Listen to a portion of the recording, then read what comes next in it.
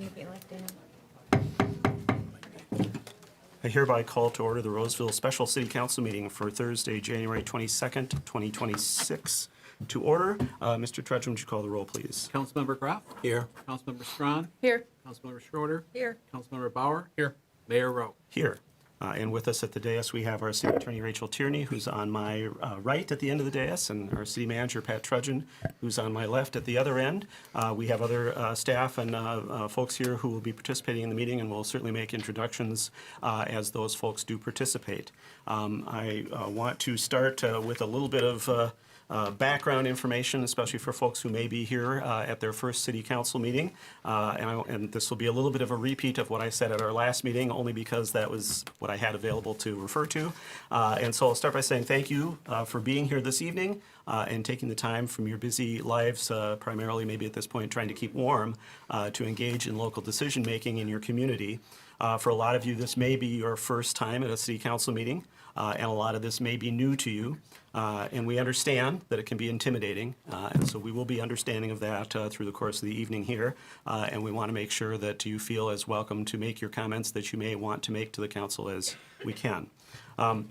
I want to let you know that it's a part of my job that I take very seriously to make sure that our meetings are productive and that the points of view that are brought to us are heard and respected as part of the meeting. I do believe, as I've often said, that better decisions are made when the discussions are robust and all ideas are weighed and included. And to that end, I will work to be sure to describe what is happening in the meeting and provide instructions to folks in the public as we go through the meeting so that everybody hopefully has a pretty good understanding of what we're doing and how it's going. So just some initial housekeeping matters. This is a city council meeting. It's conducting official city business here this evening, and it is not sort of an entertainment venue. So we want to, and I have varying degrees of success with enforcing this, but we certainly want to encourage people to limit cheering or heckling or any of the positive or negative feedback that people sometimes feel inclined to provide to members of the public who are speaking or to anyone else involved in the meeting. So I just want to discourage that at the start because it does detract from the process of conducting business here at this meeting. Also, we're certainly want to make sure we encourage everybody to participate. Hopefully you've had a chance to, if you wish to speak tonight, sign up. We do have staff that are kind of roving through, making sure that they reach out to people who may be coming in to see if you want to speak and get you signed up. We will try to make sure and accommodate folks who may not have signed up at the end of the public comment or when we run out of signed up people, but just want to make sure that you're aware of that process. We don't normally do that because we don't normally have that many people at a council meeting, but it worked so well at our last meeting that we're going to do it again this time. I do also want to note that you should be sure and silence your cell phone or otherwise make sure that it doesn't disrupt our proceedings this evening. And also there are extra copies of the agenda, and there may I think we're trying to make sure there are enough copies of some of the meeting materials for folks at the table in the back of the room under the big clock by the door.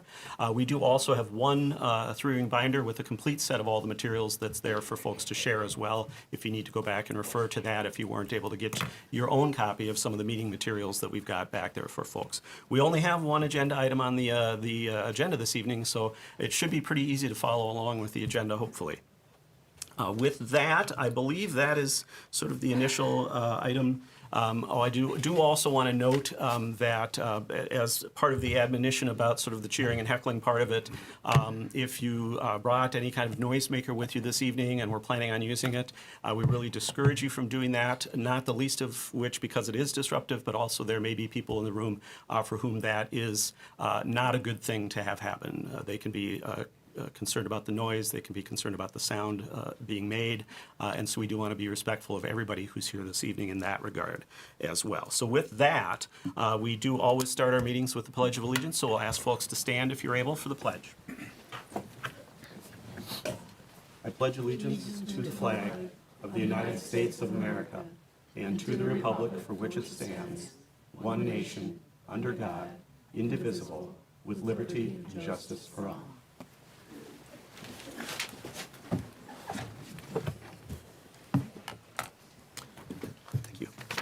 Next on tonight's agenda is a approval of the agenda, which once again should be a fairly straightforward process because we do have just the one item. I'm presuming there are no changes that anyone on the council is requesting, no changes from a staff perspective.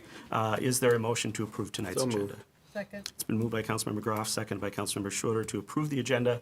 Any discussion on that motion? Hearing none, all those in favor signify by saying aye. Aye. Aye opposed? That passes unanimously. We do have our agenda this evening.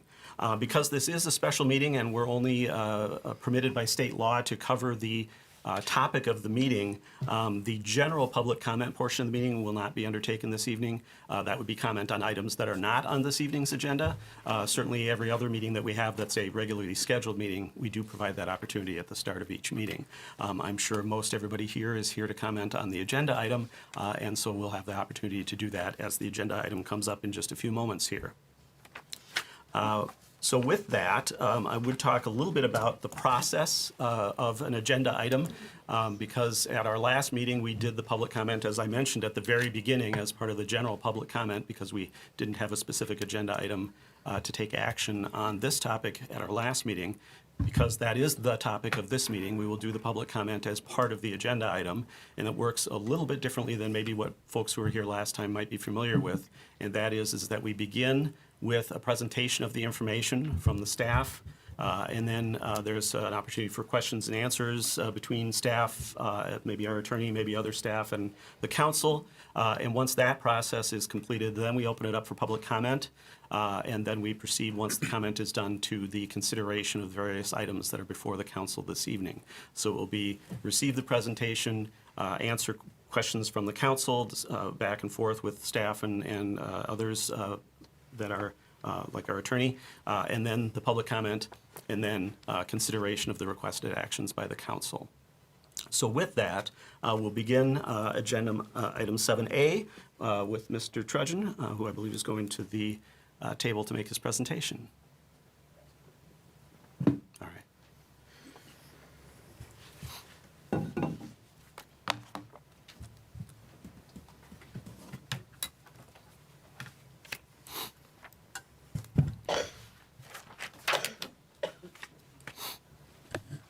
Thank you, Mr. Mayor and members of the council. I am here tonight as a follow-up to provide you and the general public with an update on the city actions we have done or can do regarding the impacts of the federal government's immigration enforcement efforts in the Twin Cities, dubbed Operation Metro Surge.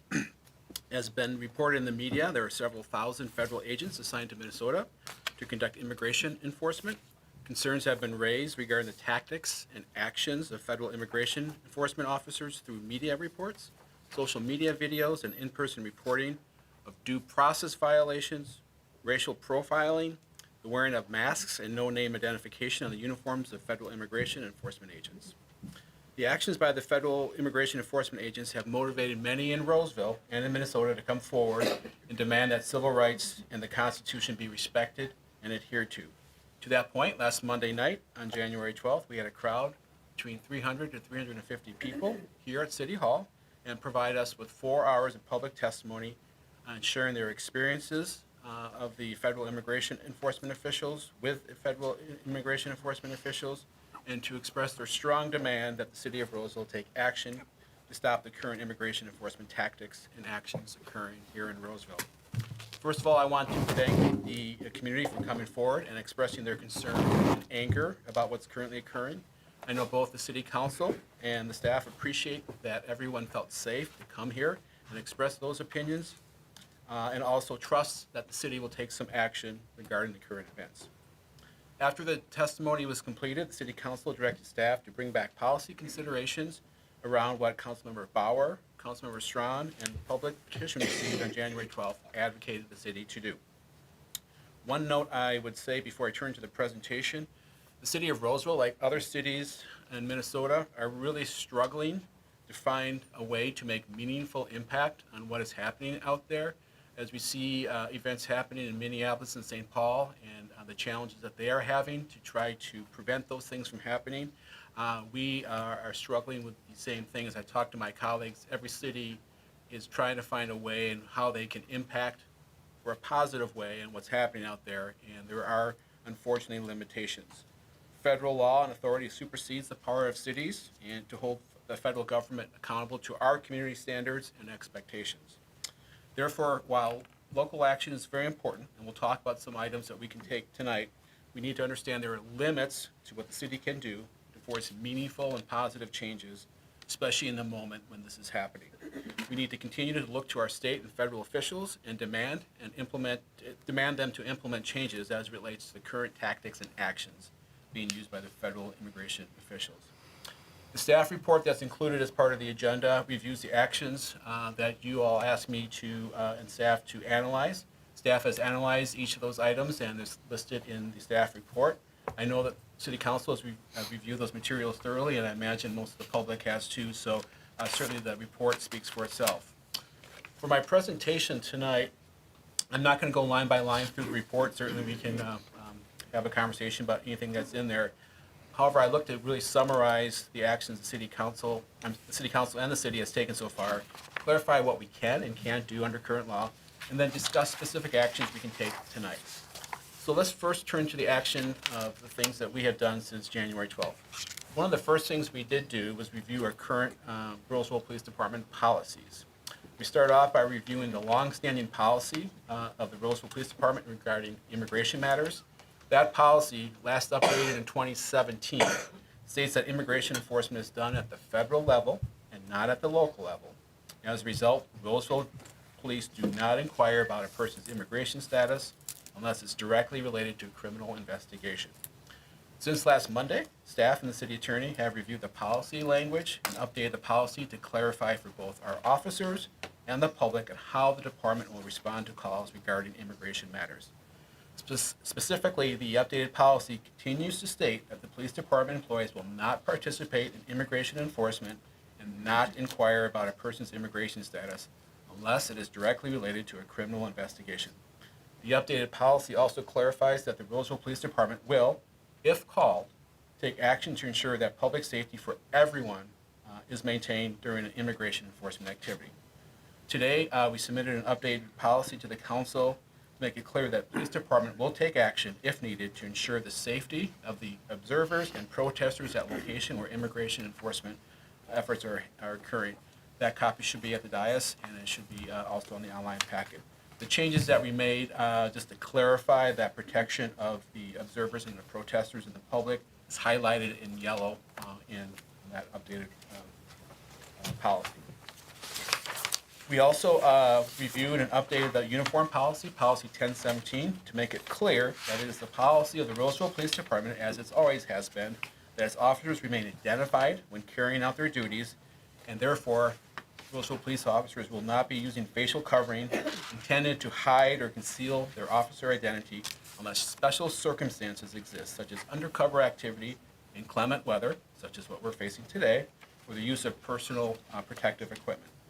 We also reviewed and updated the First Amendment policy, 425, to strengthen the constitutional rights of people exercising their First Amendment rights. Then finally, we also reviewed and updated the automated license plate reader policy to clearly state that the city will not release license plate data for the purpose of enforcing civil immigration laws or in assisting immigration enforcement activities except as required by law or court order. That wording is reflective of our policy all along. We've never done that, but we want to make sure we strengthen what our policy is and say that out loud. So that is consistent with our past actions, but that has been updated in the policy. So to summarize, the Roseville Police Department does not enforce immigration law, does not inquire about the immigration status unless directly related to a criminal investigation. Our focus as a police department continues to remain on the local level for local public safety and criminal law enforcement. We do coordinate with federal agencies when required by law or related to safety needs. Continuing on what we've done since last week, let's talk about the placement of signs. A week ago, the city placed signage in our parking lots and at our parks and other city facilities. This was done to provide clarity on our long-standing practice on the use of such parking lots on the city land, namely that they are used for either park or facility purposes, that any other use of those parking lots needs to have permission of the city. This was done, once again, this has been a long-standing practice, but this is done in response to the public's concerns about the use of city property for ice staging. We made it clear when those signs came up that it was going to be very challenging for us to actually enforce, and we tried to make that clear to the public. Not only would it be difficult, impractical as well. ICE is an independent federal law enforcement agency, and federal preemption limits our authority. The city, including the Roseville Police Department, has no authority over a federal agency and cannot intervene in their operations. As we saw just as recently as Tuesday, federal immigration enforcement agencies and personnel are using our city parking lots as they see fit. With that in mind, we will not be sending our police officers to remove federal officials as it puts our officers in an impossible situation and will only lead to an escalation. I understand that's extremely frustrating for the public and something that none of us want to see happen and continue, but there is really limited options that we can do at this point to impact it positively, especially given the lack of cooperation by ICE. So in order to document that use of our property, we have set up an email address, complaint@cityofroseville.com, for the public to provide us information when federal immigration enforcement agents are asking to use our parking lots. We will collect that information, forward it to the Minnesota Attorney General and other authorities for potential future action. Later tonight, the council will consider an ordinance that, among other things, will establish a prohibition of federal immigration enforcement agents using our property and requires us to put up signage. So that will reinforce what we've already done. Once again, parts of this ordinance will be difficult to enforce in the moment, but we will document violations for potential future action. We also updated our city website with a variety of resources for residents and businesses, and we continue to add to that, and we'll continue to stay on top of that as the situation warrants, and this is just a screenshot of what we have up on our website. We also have conducted training of our employees. Last Friday in this room, we did have about over 40 staff members attend staff training about the protocols for frontline employees, field staff, and supervisors if they interact with federal immigration enforcement agents. The training was designed to provide clear and consistent guidance to our employees regarding legal compliance and what to do if federal immigration agents approach them. We will continue to update that guidance to the employees as the situation warrants. So those are a brief summary of what we have taken since January 12th. I would also mention, it wasn't part of the slide, that in our park buildings, we close access to restrooms when there is not an event going on.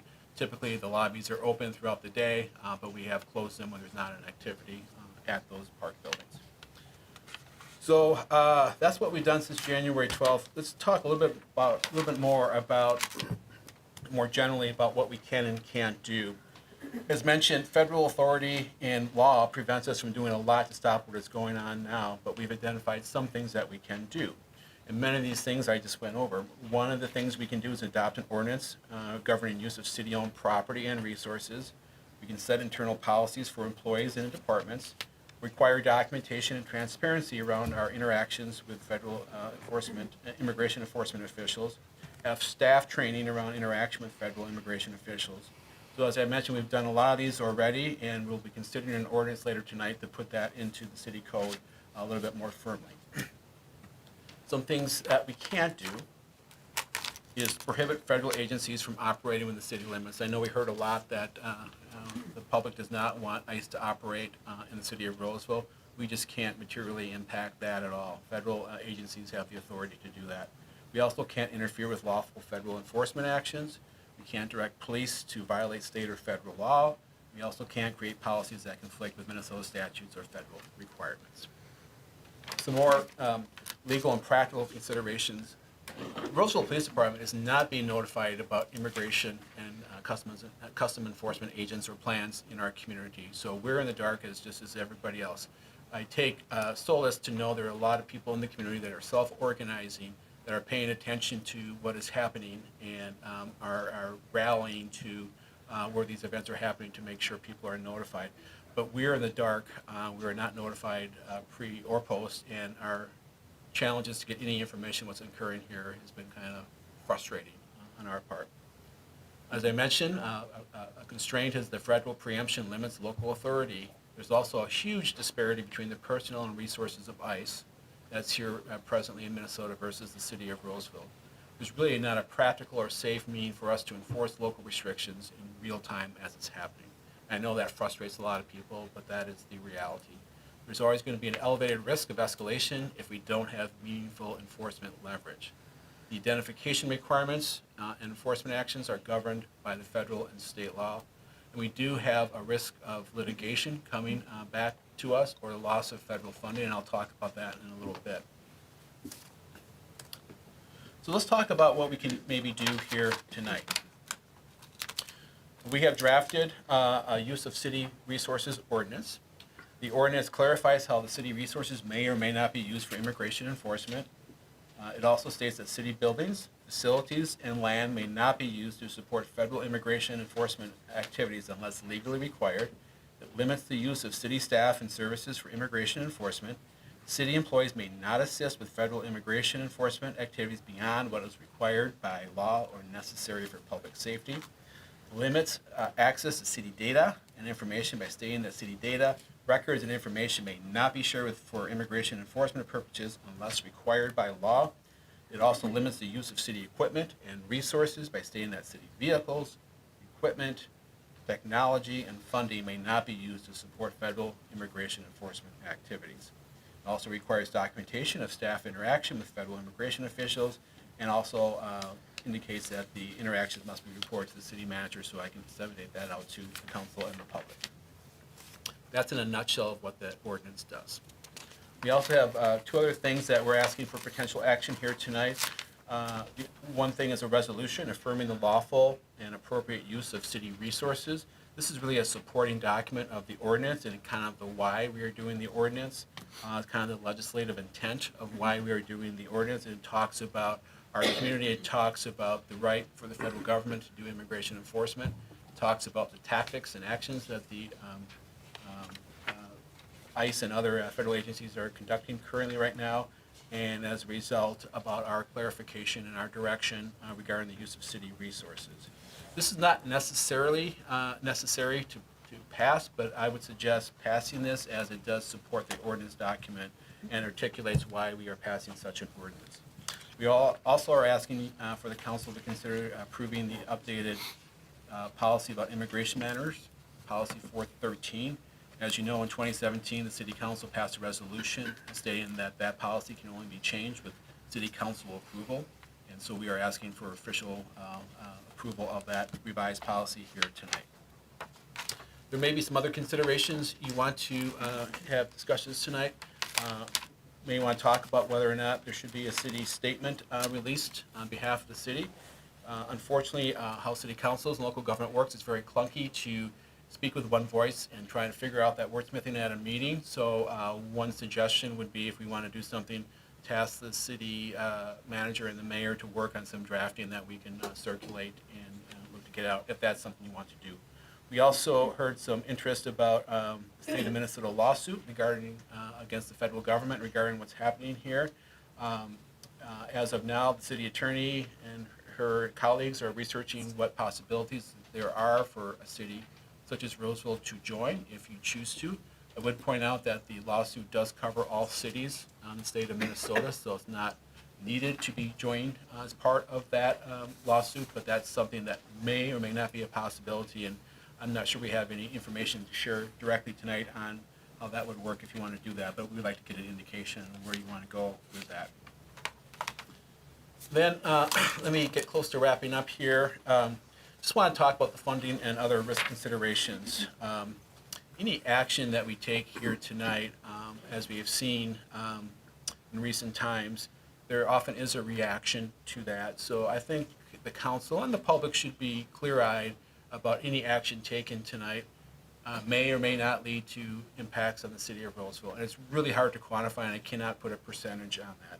But for instance, if the use of city resources ordinance is passed, we are not sure what that impact would be to any federal funds received or any other retaliation we may see. As you know, we received $4.5 million this past fall from the federal government to fund an increase in staffing for our fire department and our police department. We also received federal funding from our social workers that are embedded in our police department. Once again, I'm not saying that funding will be pulled. I just want to raise that as an issue. That's something that we should factor in as we weigh what to do here. This puts all of us in a very tough position, but just want to make sure that's clear that there may be some impacts that if that funding is pulled, we would not be able to fulfill what we wanted to do with that staffing. So as I wrap up, just want to ground the City Council and all of us in the values that we approved as part of the strategic plan about accountability, community, equity, safety, and integrity. Those were all important values that we espouse as part of the community visioning process and the ultimate strategic plan that's been passed. And as we look for decisions here tonight, it's always helpful, at least for me, to keep those in mind as we're looking to find a way and trying to do what we can. I understand, this report back maybe isn't addressing everything that people would like us to do and would like to do us more, and people may feel that we're not doing enough, but as we have exhaustively researched what we can do, bring forward for policy, we think we have brought forward some very viable options that will hopefully signal at least our intent of making sure that the immigration enforcement efforts here in Roseville live up to the standards that we expect for our community. And we will continue, obviously, to monitor situations as they happen, but this is where we're at right now as far as what we would propose for the City Council to consider, and certainly open to other conversations as well. So with that, I will stop and see if there's any questions that I can answer for you. All right, thank you, Mr. Trudgeon. Questions from the City Council for staff? Councilmember Strong. City Manager Trudgeon, I know that too, you mentioned that there was some signage that had been made available, like a PDF for public businesses in Roseville to be able to replicate and use. So that was another one of the requests, but can you just expound on that a little? Yeah, there was, we didn't create a template for ourselves, Councilmember Strawn, but, just by searching online, and there's probably lots of examples, people better with Google than I could. I think I have an example here. Try to put everything on here. I'm not seeing it. Yeah, there we go. Thank you. So this is just one example that's out there that I found on the International Immigrant Law Resource Center, I believe. And there's other ones too. Minneapolis has some form of signage as well. So as I addressed in the report, there's a lot of templates that folks can download for free that we can certainly look to having links to, or we can come back with something directly from the City of Roseville. I think the one thing I would caution is that this is a sticky situation, and our city attorney can speak to it more. So we would want to make sure we're very accurate on if we were to dispense signs, that we were accurate on what the legal compliance actually is. Do that. Sure. I just had one other question about this. One of the requests was to charge and prosecute any individuals who are not upholding the law. Is that something, if an ICE agent or one of their acolytes were to be utilizing, what kind of support or what kind of resources would we have in that regard? So a couple things. I would always tell people if they are seeing something that they believe is a crime that's occurring, if it's coming from a federal agent or whoever, they should call 911. And our officers will be dispatched to figure out what's happening and gather the information that we can. To the extent there is some idea that maybe a law was broken, that could be forwarded to our prosecutors to see if there's anything that can be charged on that.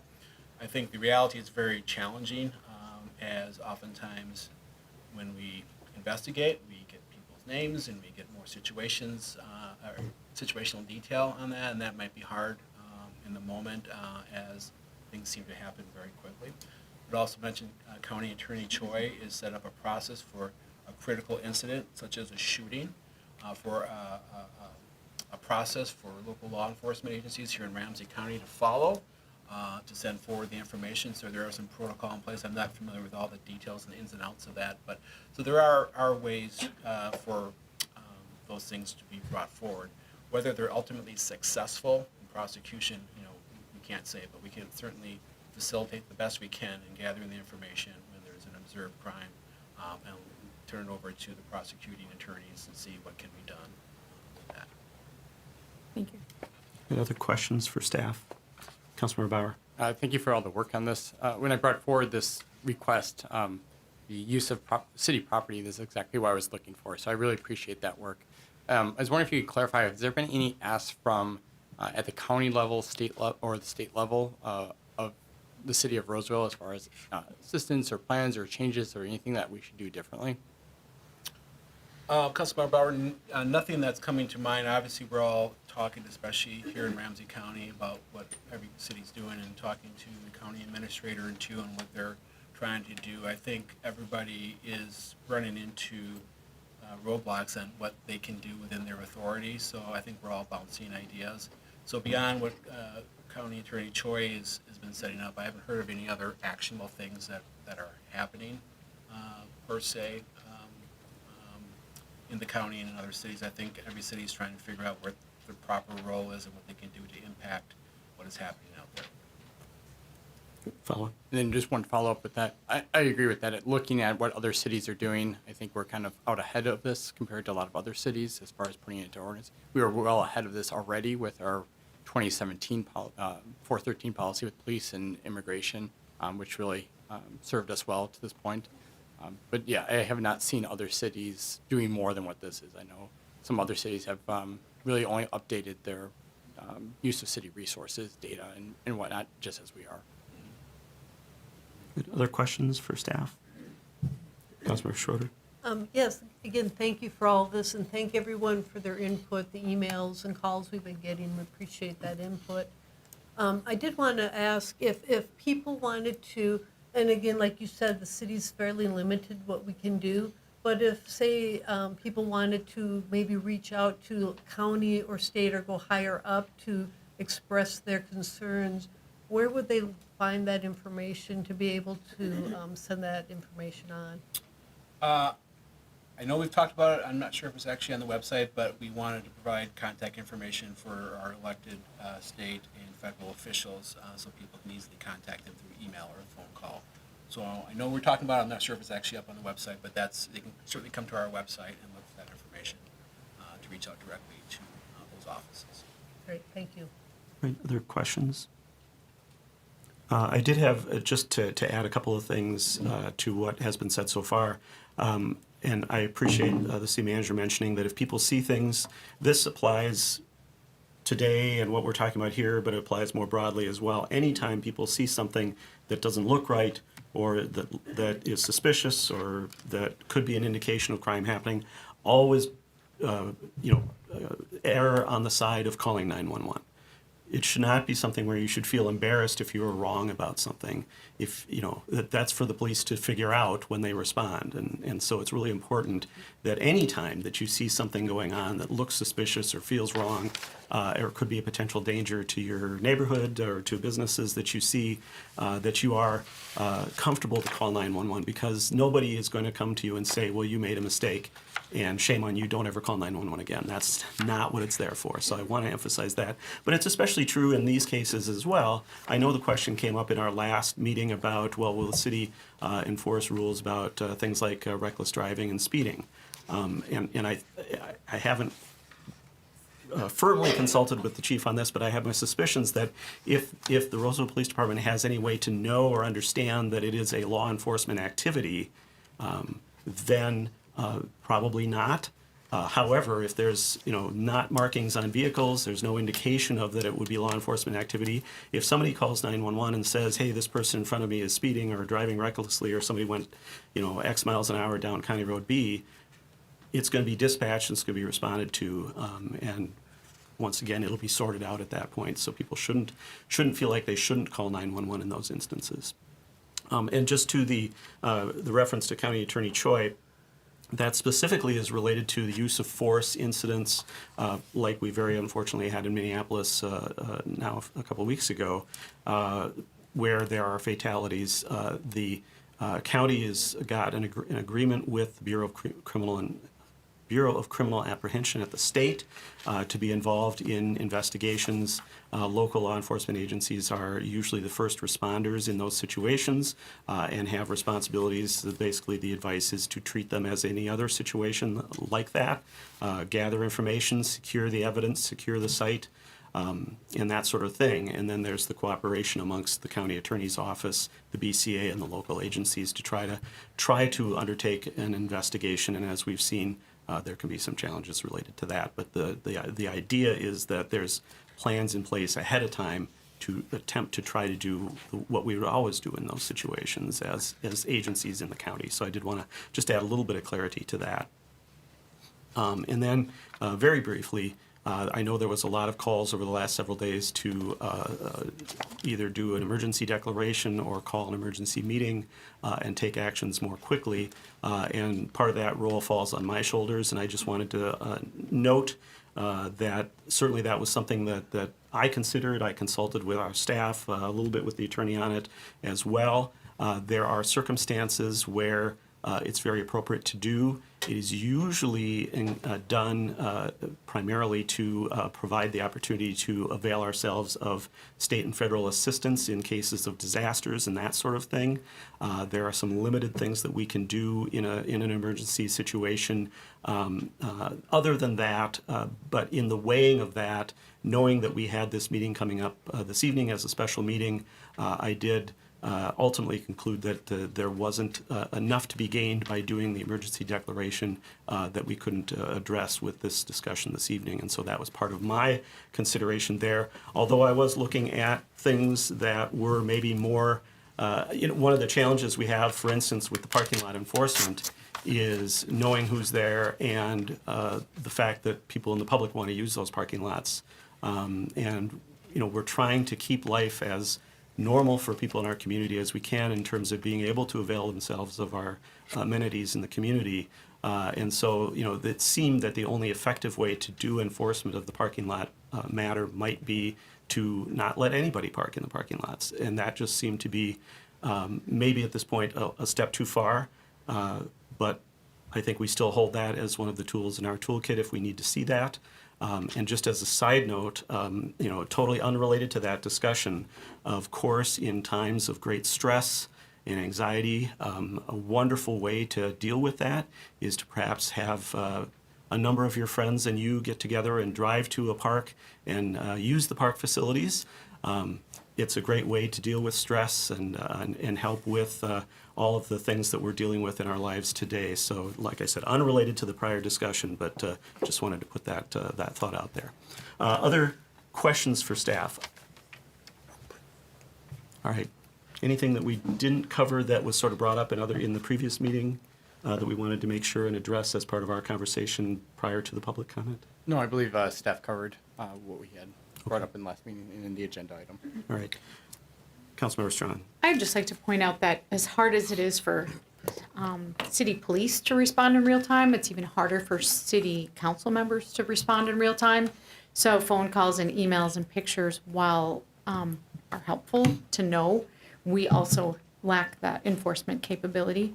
So I know that's highly frustrating. And just because we aren't maybe where you are, doesn't mean that we aren't doing what we can from our end of things. And the only other thing I just wanted to note too is that the notion of, for instance, police officers enforcing the parking ban and things like that, as was noted, some of the preemption issues. I think the other thing is, as was noted also, the sort of differential in personnel and firepower, for lack of a better word, and that's a real factor. Certainly the last thing we want is to have our public safety staff reduced because of involvement in some sort of escalation that might happen, or because they are subject to enforcement of limitations on interfering with federal enforcement activities. And so we want to make sure that we are providing the safety to the community and we're not short people because of enforcement of that. And I tried to find whether Minneapolis was using their police to do it. It doesn't appear to be the case, and they would be, I think, the people to look to as to how that's being dealt with. And so I just wanted to provide that additional information. I would also say that it may be the situation that having local law enforcement engage with federal agents in terms of these types of things may be something that certain folks in the federal government may want to have happen, because that may be used to justify other actions. So we have to be very careful about that as well, and that's all I'll say about that. So we're going to move to then public comment. And I do have a couple of moments, hopefully of brief instruction. I know a number of people are here this evening that may have been here at the January 12th meeting, so this may be a little bit old to you, but I do want to make sure everybody understands the rules of the road. So once again, for public comment at council meetings by council rule, we do have a 3-minute time limit per speaker. And I do try to be generous and gentle in my enforcement of that. But we do want to make sure that everybody who does want to speak has the opportunity to do so. And so that's part of the 3-minute time limit per speaker. Everybody gets one opportunity to speak for this agenda item. And so we won't have the opportunity for people to come back up for a second opportunity to speak. If you have more to say than what can be said in 3 minutes, you certainly can follow up with the city council in writing, either by email, or if you happen to have written information, you could give it to Mr. Trudgeon, and he can make copies for the city council or have somebody do that. The other thing I wanted to mention is to make sure and direct comments and or questions to the city council. We are looking to hear from you and inform our decision-making on some of these matters as we're looking at them this evening and going forward. And so really we want to hear from you what your thoughts are, and so please direct comments or questions to us, as opposed to sort of having dialogues with other people in the chambers with us this evening. Also, I would note, because of the number of people that we have signed up to speak, and if you haven't signed up and do want to speak, feel free to do that. We will try to move through as efficiently as we can, and we do have the 2 chairs and the 2 microphones. And so what works pretty well when we have a number of speakers is if one person is making their comments or asking their questions at one of the microphones, if the next person who wishes to speak feels free to have a seat at the table next to him at the other microphone and be ready to begin their remarks, that will help the process move as well. I do have the list of the sign up, and so we'll be calling people's names off of that. And so hopefully that'll help the process as well. I usually try to preview 1 or 2 speakers ahead as we go through. So I think, the only other thing, very technical matter, is that you really don't have to move or adjust the microphones on the table. The folks in the control room are trained to adjust the pickup on the microphone to adjust for softer voices or louder voices. And so really all you need to do is come up and feel free to begin your comments. Once again, and I don't think I mentioned it yet, please introduce yourself as you begin your comments. We certainly want your name for the record. Because of the subject matter, I think we've been relaxing a little bit the requirement to list your address. If you're comfortable listing your street, you can do that. But we respect people's desire maybe not to be identified too specifically as they make their comments. We do encourage people from Roseville certainly to be the commenters, or people who have investment in the community as businesses or as part of local organizations. That's the primary focus of our decision-making, is to serve folks in those categories of people. And once again, we want everybody to be respectful and courteous to each other because we are conducting the people's business here this evening. And that's what we all try to do. And we try to abide by that rule as well. So hopefully that won't be an issue that we'll have to deal with this evening. And once again, if we get through the names of the people on the sign-up and other people do want to speak, we'll provide an opportunity for that. So hopefully, unless I've missed something, Council, I think we're ready to begin. And so the first, I believe, I forgot, I believe have a representative from Congresswoman McCollum's office with us this evening who did want to read something from the Congresswoman. So feel free to come on up to the table at the microphone and do that, and that maybe will kick things off for us. Thank you. My name is Charlie Hammond. I work in the Congresswoman's St. Paul local office, and I'm here tonight to read a letter from the Congresswoman. Mayor, City Council, community members, I'm sorry I cannot personally attend tonight, but I appreciate the opportunity to address you all.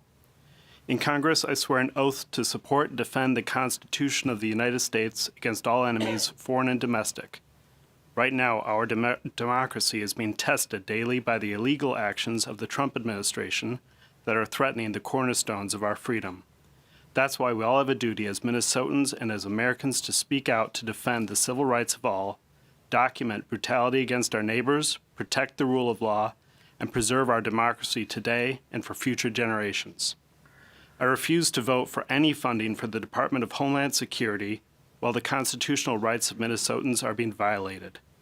During the Trump administration's invasion and occupation of our state, federal immigration agents have racially profiled our neighbors, apprehended children, killed an innocent mother of 3, disappeared community members, injured people, arrested multiple U.S. citizens without cause. Agents of the Department of Homeland Security, at the direction of Secretary Noem, have weaponized the federal government against our communities across this nation, and they're acting with impunity. Secretary Noem should be impeached and removed from office for the appalling conduct that her leadership has empowered. Americans are right to be outraged that House Republicans have given their stamp of approval for the Department of Homeland Security to continue their campaign of chaos, violence, and tyranny. In the face of unspeakable cruelty, chaos, and division being inflicted on our community, I'm so proud of neighbors who are uniting and care for one another and are speaking out through peaceful protest. By your actions and lifting up your voices, you are defending our democracy. My pledge is to every resident of the 4th Congressional District is to stand up for Minnesota values that show dignity and respect for everyone. Thank you for showing up and standing up to defend our Minnesota values and truth and freedom for all. Thank you. Thank you.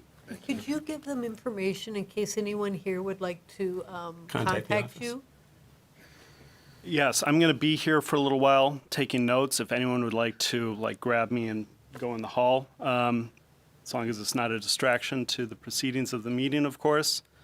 And if you have a pen handy, our district office phone number is 651-224-9191. Thank you. All right. Thank you. All right. With that kickoff, the first signed up speaker is named Eric with the last initial S. Eric with the last initial S. And then after that will be Carrie with the last initial G. Hi there. Hello and welcome. Thanks. I'm Eric. I live on Pryor Avenue. I've spoken to many of you face to face, including the chiefs of the fire and the police department. I'm actually meeting with the chief next week to talk about some stuff. I was really hoping to come here to support you all today. I was coming to support the people who last summer spent meeting after meeting to find a way to help the church help people who needed somewhere to stay. You came here time and time again to do that.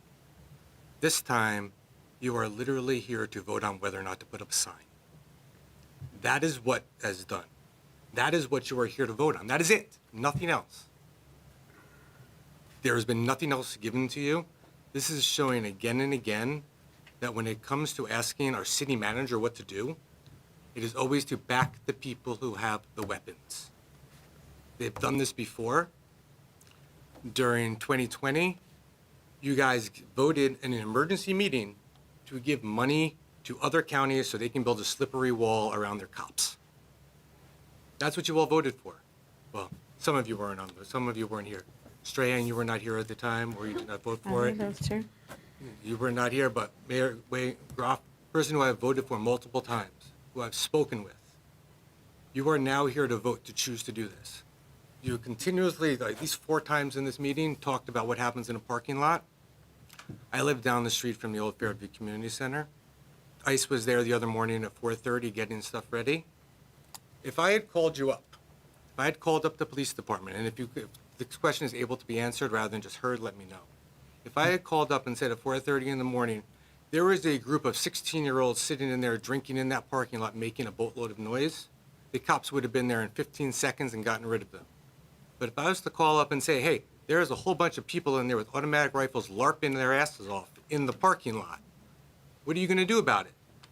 According to this, they can't do anything. They need to protect the other people who are wearing guns. They need to work with the people who have the weapons. We need the people who are here to protect us to protect us. If that means standing up for it, that's why they put the badge on. They have the ability to kill somebody. They should also have the ability to be shot. And it's sad to hear that that's the case, But that's their choice, not the people who were going there. People are fighting with cameras. People are fighting with yellow vests. And you are here to vote on whether or not somebody puts a sign up. You're going to spend money on a sign, and by the time that signage comes down, they are going to be gone. And that's all you've chosen to vote, that's all you're choosing to vote on. I'm asking you to send the city manager and to send the chief back and say, no, this is not good enough. Come back with something that we can actually vote on. You seem to be proud of it. You asked for this, and this is what you're proud of. That they came and they tried to find out, to give you 15 reasons why they cannot do anything. The city can't do anything. Get some balls. Thank you. Thank you for your comments. And once again, I have to admonish the audience. The next speaker after Carrie will be, and I apologize, it looks like Malay McGinley. Hello and welcome. Hi, I'm Carrie, and I live near Dale and 36. Lived in Roseville 36 years, longtime community volunteer, and I work for the school district. I'm a little unclear of the various documents. I'm going to be totally honest, so I don't know if I can ask a question that is looking for clarity as to what is being proposed tonight that will be voted on that's different than we already have, and what makes it stronger. I guess that is what I would be looking to hear from you all, like what language or what pieces of it are stronger. That would help me have clarity. And I'm hearing about the enforcement challenges. I get that. I understand. I know you all did not bring ICE here, but we're begging you to do what you can to, if you can't get them out of here, protect us from them. And I really appreciate Betty's letter to the community, in support of all this. Well, the community is doing the work that Betty is asking us to do. We are doing the work she's asking. So what can our city government do for us and for Betty and for, all of that? And I just want to say, if you're not aware of what's been going on, like on a day-to-day basis, hour by hour, minute by minute around our children, you're just not physically there. So, and maybe you've been able to be comfortable and not be there. If you can't be there, then what it looks like to me is you're not aware that this is disproportionately impacting our communities of color and our communities that are under-resourced. So to me, this is racism, this is classism. And if our city fails to act, do you want to be on record? Do you want to be remembered as supporting racism and classism, even if it's not about public safety? So I'm asking for clarity, but I'm also encouraging you to think about equity, racism, and classism. Thank you. Thank you for your comments. And before I recognize the next speaker, the speaker after that would be Angela Byrne. Hello and welcome. Hi, my name is Molly McGinley. I live at 1186 Burke Avenue. I'm stunned by the lack of meaningful action. I'm probably going to get emotional. In your response, you've stated that the requested actions are too difficult and impractical for you all to take. I'm angry because me and many other people have been doing a lot of really difficult, really impractical things these last 2 weeks. We're on community patrol, we're alerting residents to incoming threats, we've been documenting illegal actions by countless unidentified armed men wearing masks. I've personally been threatened at my home by a gang of thugs with rifles. I've been victim to retaliation, privacy violations, intimidation to coerce my silence. I assume these guys work for ICE, but nobody knows because nobody's checking who these guys are when they're running around with masks in unmarked vehicles with rifles. When I reported these crimes to the Roseville police, they declined to view the countless minutes of video evidence I have to support this and said that there was no need to investigate or collect evidence as these are issues for some other greater authority. If unknown men in masks can threaten violence in broad daylight outside my front door without a warrant, due cause, or even identifying themselves as officers of the law, I'm starting to wonder what services we're paying for. How are you protecting us from these crimes? People are being abducted from their homes without warrants. They are being racially profiled by law enforcement. People are being detained without access to lawyers. They are being beaten and left for dead in forests. Children are being kidnapped from their families and shipped out of state. How many of us have to become victims before you take up your duty to protect and serve? Why are we paying for services that our government fails to provide?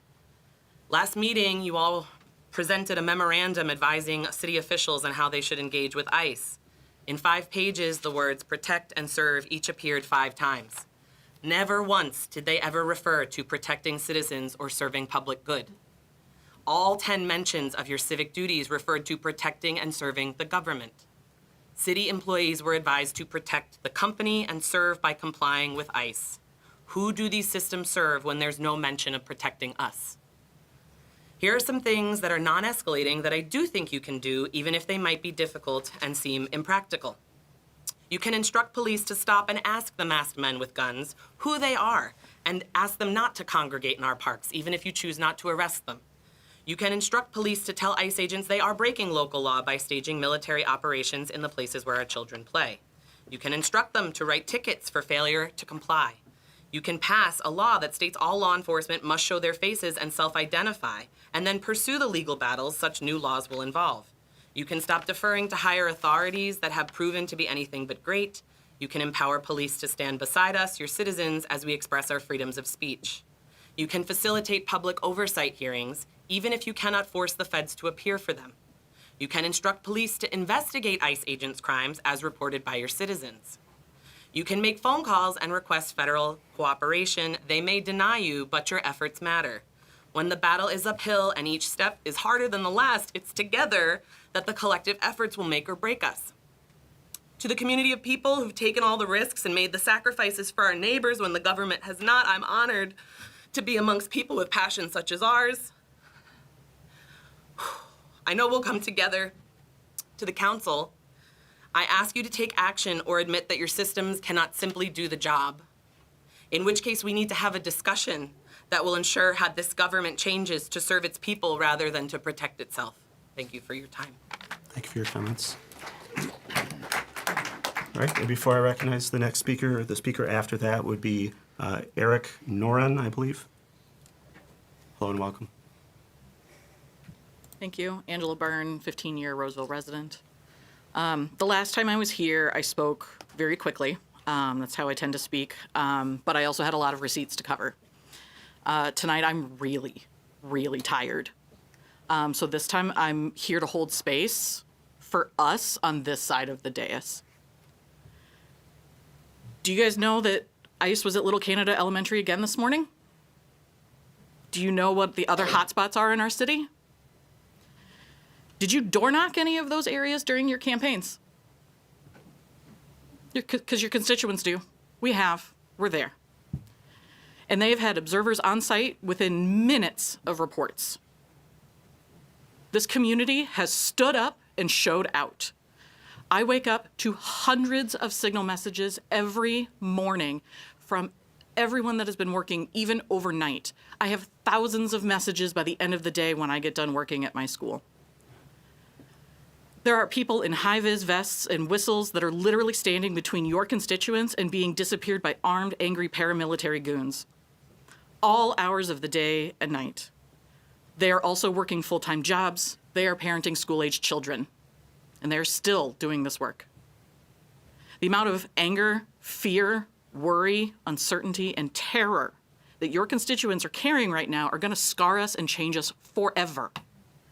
And your recommendation to relieve stress in our parks doesn't apply to my students and families that have been trapped in their homes for a month.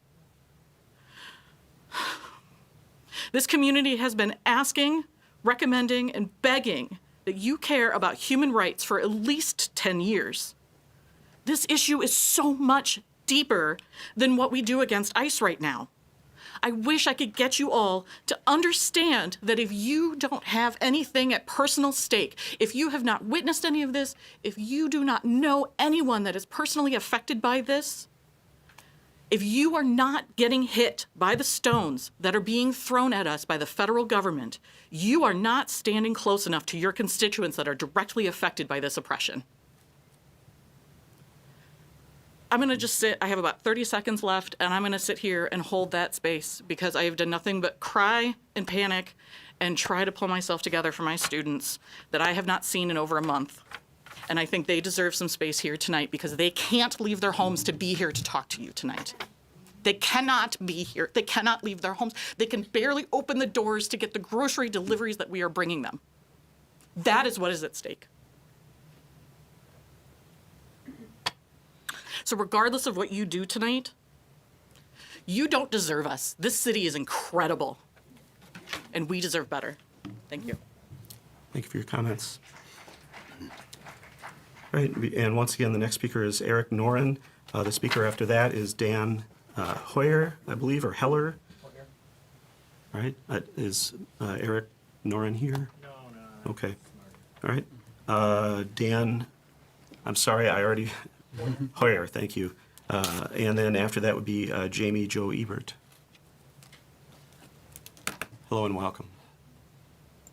Thank you for having us all here. Thank you for hearing our comments.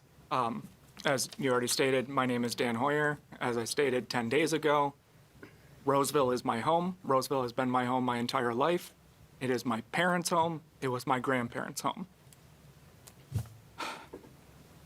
I am upset because 10 days ago, you heard over 70 people tell you the fear that they are living in. And as was stated earlier, the response has been, we will put up a sign. More than that, what I'm upset about is when I read the change in policy that you are recommending, I am seeing things that, as was also stated earlier, seem to support the federal government over your constituents, over the people you are meant to serve and protect. I may not understand the law, I may not understand political language, please feel free to correct me.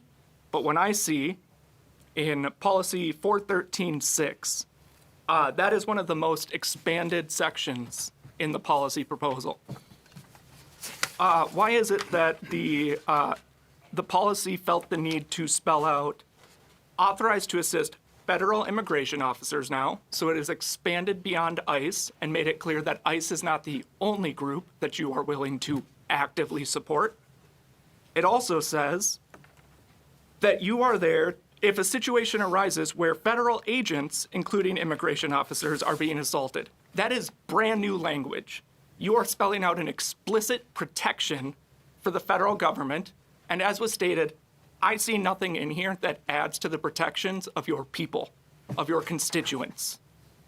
I am seeing language that, with my very basic understanding of words, seems to support the federal government over your people. I have many more sections highlighted that appear to just support the federal government. The only thing that you are able to support is scene safety and the safety of federal immigration employees. So you're spelling out the protection for federal government. As was stated, you can't enforce the signs that you are voting on putting up, or you're not willing to. You say it's too difficult. There's legal uncertainty. There's already a challenge somewhere else, so we can't try it too. Until that challenge goes through, we can try everything. They are doing what they can because they know that the judicial process is slow.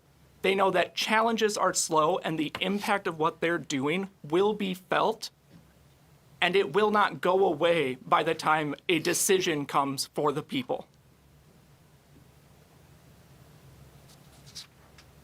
To summarize, because I know I'm going over time, and I have way more to say, what I am seeing in here is soft language for the people of Roseville and very strong language for the federal government. And that is disappointing, and we will remember when elections come back around. Thank you. Thank you for your comments. Right, before I recognize the next speaker, then the speaker after that would be, and I apologize, it looks like Jean April. I think that might be wrong. Sorry about that. If you can, Second this one opinion. here. Ayers? Oh, okay. And then the speaker after that would be, I apologize again, last name Johnson, maybe, oh boy. let's see, Geraldine? maybe? Joe Or Ayers Joe- Johnson? Joe Ayers Johnson, maybe? I apologize. Sorry, I was a teacher. I've read kids' handwriting. Right. Hello and welcome. Thank you for your time tonight. My voice is gonna shake a little. I'm nervous. I've lived in Roseville for 3 years now. Our kids go to the schools here. I'm a mother. I'm a clinician. I'm an educator. I am the descendant of immigrants, just like many people on this stolen land. Okay.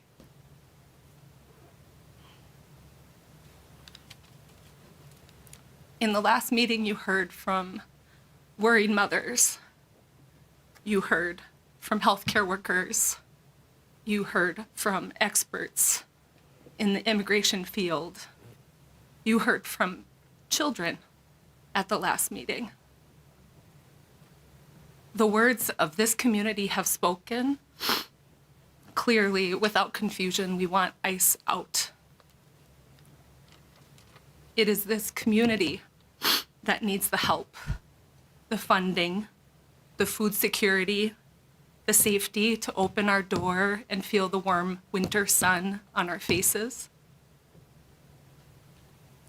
We need movement in the way of votes towards the protection of all in this community. We need the council to do whatever it can in its capacity to regain our trust.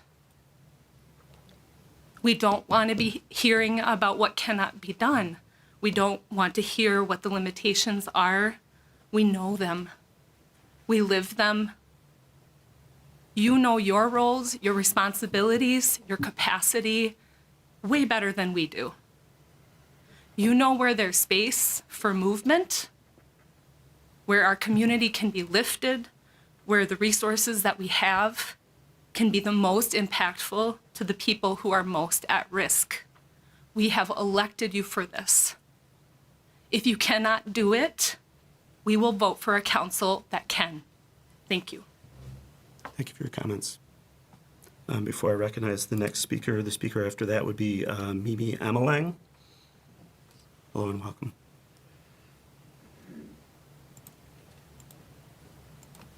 Feel free. Thank you. I'm Joe Ayers Johnson. I live on Shorewood Lane.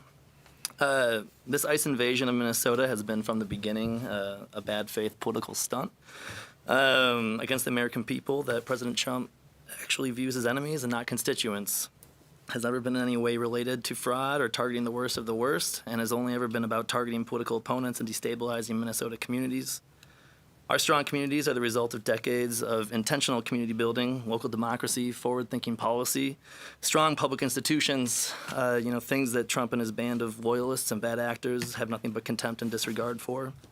And these are not targeted acquisitions of violent criminals, but widespread intimidation, harassment, violence, and straight-up kidnappings of anyone that President Trump and all people, him of all people, think shouldn't be here, and that thought should really disturb us all. Not only our nonviolent, non-criminal, undocumented neighbors and community members who have made their homes here and become integral members of the community, but also legal asylum seekers and even American citizens are being detained, kidnapped, assaulted, shot, and killed at the hands of these paid agitators invading our streets with military costumes, masks, and apparently complete immunity. And I appreciate that there was an attempt, by the city to clarify that, they're not necessarily gladly welcoming ICE into our communities, but it's disheartening, though maybe not surprising, to hear that there's apparently just nothing our city can do to provide safety for the community in the face of unconstitutional, immoral, nameless, faceless paramilitary political violence. I could not be more proud of the community members sticking up for themselves and for their neighbors, and I wish the city council, staff, and police could do the same. Thank you. Thank you for your comments. Before I recognize the next speaker, speaker after that would be Ruth Ellen Lure. Hello and welcome. Hi, Council. My name is Mimi Amalang. I'm a Roseville resident of 3 years, and I'm a mom. I'm here today because I'm deeply concerned about the activity of ICE in our community, and I need to see my city leaders take action. So my daughter attends daycare here in Roseville, and she's taught by a team of wonderful, caring teachers who are extremely vulnerable to ICE. So I've been spending my mornings and my afternoons out in the freezing cold in the hopes that the presence of parents in high-vis vests with whistles will keep ICE from threatening my daughter's beloved teachers. It hasn't been enough. We have had agents at the center multiple times in the last week. They haven't gotten inside, thank God, but they have rolled past. They've taken photos into rooms where there are small children, we think in the hopes of identifying staff. I am terrified that these armed and completely untrained and hateful people are anywhere near my small child. But I know that that fear doesn't come close to the fear that her teachers hold. And even though these are people with legal status to be here and working in the United States, they are terrified. So when I called our non-emergency police line to report this incident of photographing young children in a daycare, I was told essentially there was nothing that could be done, and I was reassured that ICE has no interest in children under 18. This was a few hours before a 5-year-old was kidnapped in Columbia Heights. So I get the sense, and I had this sense before I came here today, it has only been strengthened, that this council feels powerless. I understand that up against this federal government, this particular government, you don't have all the power. You don't. But you have more power than me. And I'll be honest, what I've seen here today, it has largely amounted to there's nothing we can do. I don't accept that. I'm also hearing a real reluctance to take risks, which sounds like, and this has been explicitly stated, that means you're leaving it to people like me to take the very real risks of protecting our community members. So we know there are limitations on your power, but this is a moral moment, and we are all called to do what we can do to respond to it, and I want to thank my neighbors and community members for everything that they are all doing. So I have a demand of you. 2 options. Ideally, you would actually do both. But you can pass and actually enforce strong ordinances that protect the city of Roseville, its residents, and the people that work here. And I'd like to see those be stronger than what was presented today. Or, and again, I hope it's both, I hope it's an and, you can come out and you can join me and you can join the countless other community members that are out on the streets in the cold using what little power we have with our vests and our whistles to try to keep our neighbors safe. That is the least you can do. You know you can do more. Thank you. Thank you for your comments. All right.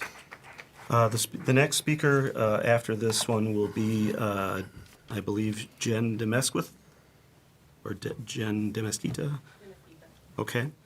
Sorry. Hello and welcome.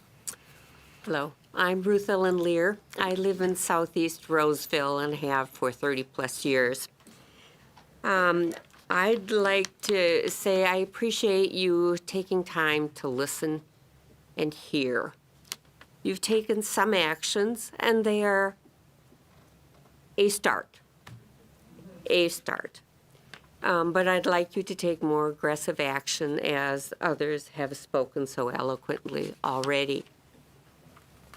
I recognize that I speak from a point of white privilege.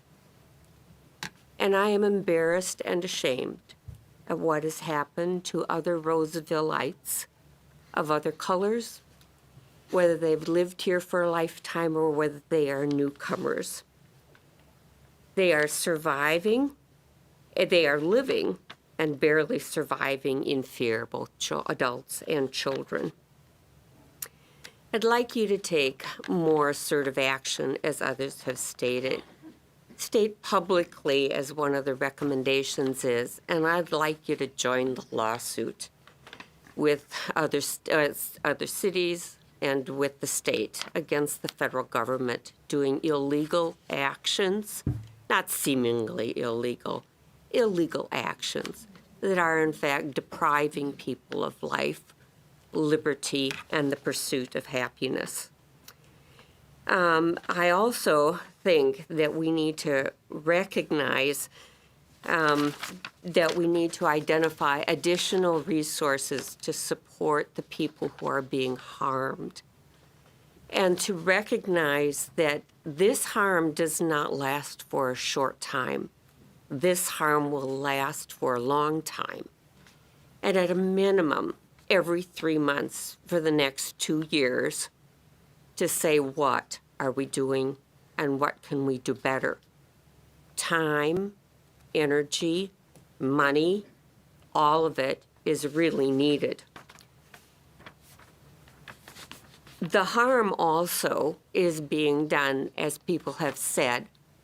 The people who are most vulnerable are, in fact, our care providers and teachers, care providers of people with disabilities, care providers of our elderly, care providers of our youngest children. They are afraid to come to work. So how can we in fact support them, because they no longer have income? They no longer have sense of security, and they no longer, in some cases, have food. They no longer have money for rent or mortgages. What can we do to support them even more aggressively? We also need to recognize that the people that they are being served are being harmed and are being deprived. So a question that I have and a recommendation is, how can we work with other the most local governments? You've already talked about working with counties, but the school districts. The city, the school district, and to a lesser extent the county, have space maybe for using collection of resources and materials that can be distributed to families. Are we using our gymnasiums? Are we using our schools? Are we using our kitchens, in the nicely refurbished parks that we have, and in the school districts? In fact, to support and feed people right now. As again, I'd like to thank you for your time. I'd like to thank you for your future actions. Thank you for your comments. Before I recognize the next speaker, the speaker after that would be Andy Johnson. Hello and welcome. Good evening. So my name is Jenda Mesquita, and I have lived in Roseville for the past 9 years. I apologize, this is my first time addressing a city council, so forgive me if I'm a little nervous. No need to apologize. So right now, members of our community are afraid. That is not hypothetical, that is reality. They're afraid to leave their homes, to go to work, to buy groceries, to send their children to school. And I know that there are limitations to what an individual city can do. But good God, there's something. And I wasn't here 10 days ago, and so my understanding of what was said versus now is limited. But I hear the anger of this community and people who are putting themselves in such risk and such danger for people they may not even know, because they know it is the right thing. And I myself have multiple disabilities. I cannot be out in the streets the way I wish I could. And every day I struggle with, am I doing enough? Am I complicit because I cannot go out and march? But even the small things I do put myself in danger. And if the people here are willing to put ourselves at risk, it is not too much to ask you to do the same. We're here tonight to tell you that we know there are risks and consequences, and this whole room is saying we are willing to risk that. We want to stand together. We want to be here for our communities, and we need you to listen to that. Because the role of our government is to prioritize the needs of our people. All of us. Your job is to serve the people of Roseville. So do your job. Thank you for your comments. Before I recognize the next speaker, the speaker after that would be Mary, Grundman, maybe? I hope that's correct. All right, okay. Then after that would be Amethyst O'Connell. Hello and welcome. Hi, my name is Andy, and I live over by Acorn Park. I come here fearing for the safety of my family and mourning the loss of our Fourth Amendment rights by state-sanctioned domestic terrorists. And I'm left wondering, like, why do we have police, right? Like, on your slides, right there on safety, you actually list property before people as the things you're trying to do. And I think that's really illustrative, right? I think that sort of brings the focus in on why we do have police, which is to protect property and not really to think about the individual people, right? You know, in this very meeting, right, the mayor, you suggested that people should call 911, but the police are unwilling to do anything. We just talked about how they can't do anything. So why would you suggest someone wastes their time, right? Like, don't call 911, call your local mutual aid group. Someone with a whistle is doing way more than any cop is ever gonna be doing in these situations, right? Anyone who's offered a modicum of help has done far more than this city has done in this context. You know, I attended the previous meeting, and I didn't make the whole time, but I stayed quite a while, and I listened to my neighbors sort of give all this praise to Roseville Police and all of these pleas, and I think it's coming from a place of desperation, right? Like, we've monopolized the legitimate use of force with the police, right, and the federal government, and people feel helpless, right? And they can't do anything. They can't act. We're used to the police being able to take over this, but they don't do anything here, and you've all established that, right? And it's actually really heartening today to hear people sort of coming in with a lot more skepticism of the police, which is quite warranted, right? Because they say protect and serve, the vehicles say protect and serve, but that's just propaganda. They don't actually have to do that, right? You have multiple Supreme Court cases that have established police have no obligation to individuals unless they've, like, arrested them, right? You've got DeShaney versus Winnebago County Department of Social Services, Castle Rock versus Gonzalez, where they didn't enforce a restraining order and some woman died, but that's okay, right? Because they don't actually have to protect and serve you. It's just a PR statement. You know, at the moment, we're seeing unmarked cars filled with federal agents roving our streets, disappearing residents. The place right next to my house has these people. They're in my parks, they're everywhere. And there's just complete disregard for safety. You say, call, they're gonna break the laws. No, they're not going to do anything. The cops are not offering anything right there at all. Ugh. As of now, honestly, more than anything, the police seem to be getting in the way, right? I see them stopping people from falling. Just this morning, I watched a video where police interfered with someone at the Little Canada Elementary, talking about their blinker wasn't used, just to kind of bog them down and slow them down.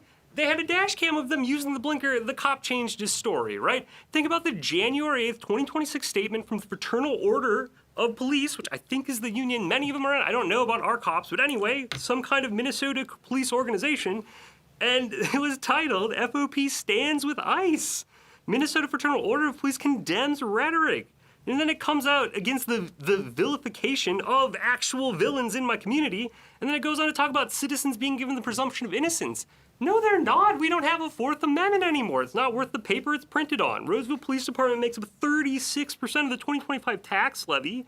Why? I want to see that number frozen. I want to see that number down. Why do we have these people? They're not offering anything. I also see a lot of discussion about training and body cams. None of that's any good either, right? Jonathan Ross, the man that killed Renee Good, was a firearms instructor for like 12 years. We have seen truly inspiring community mutual aid happening to fill in the gaps where the government has failed us.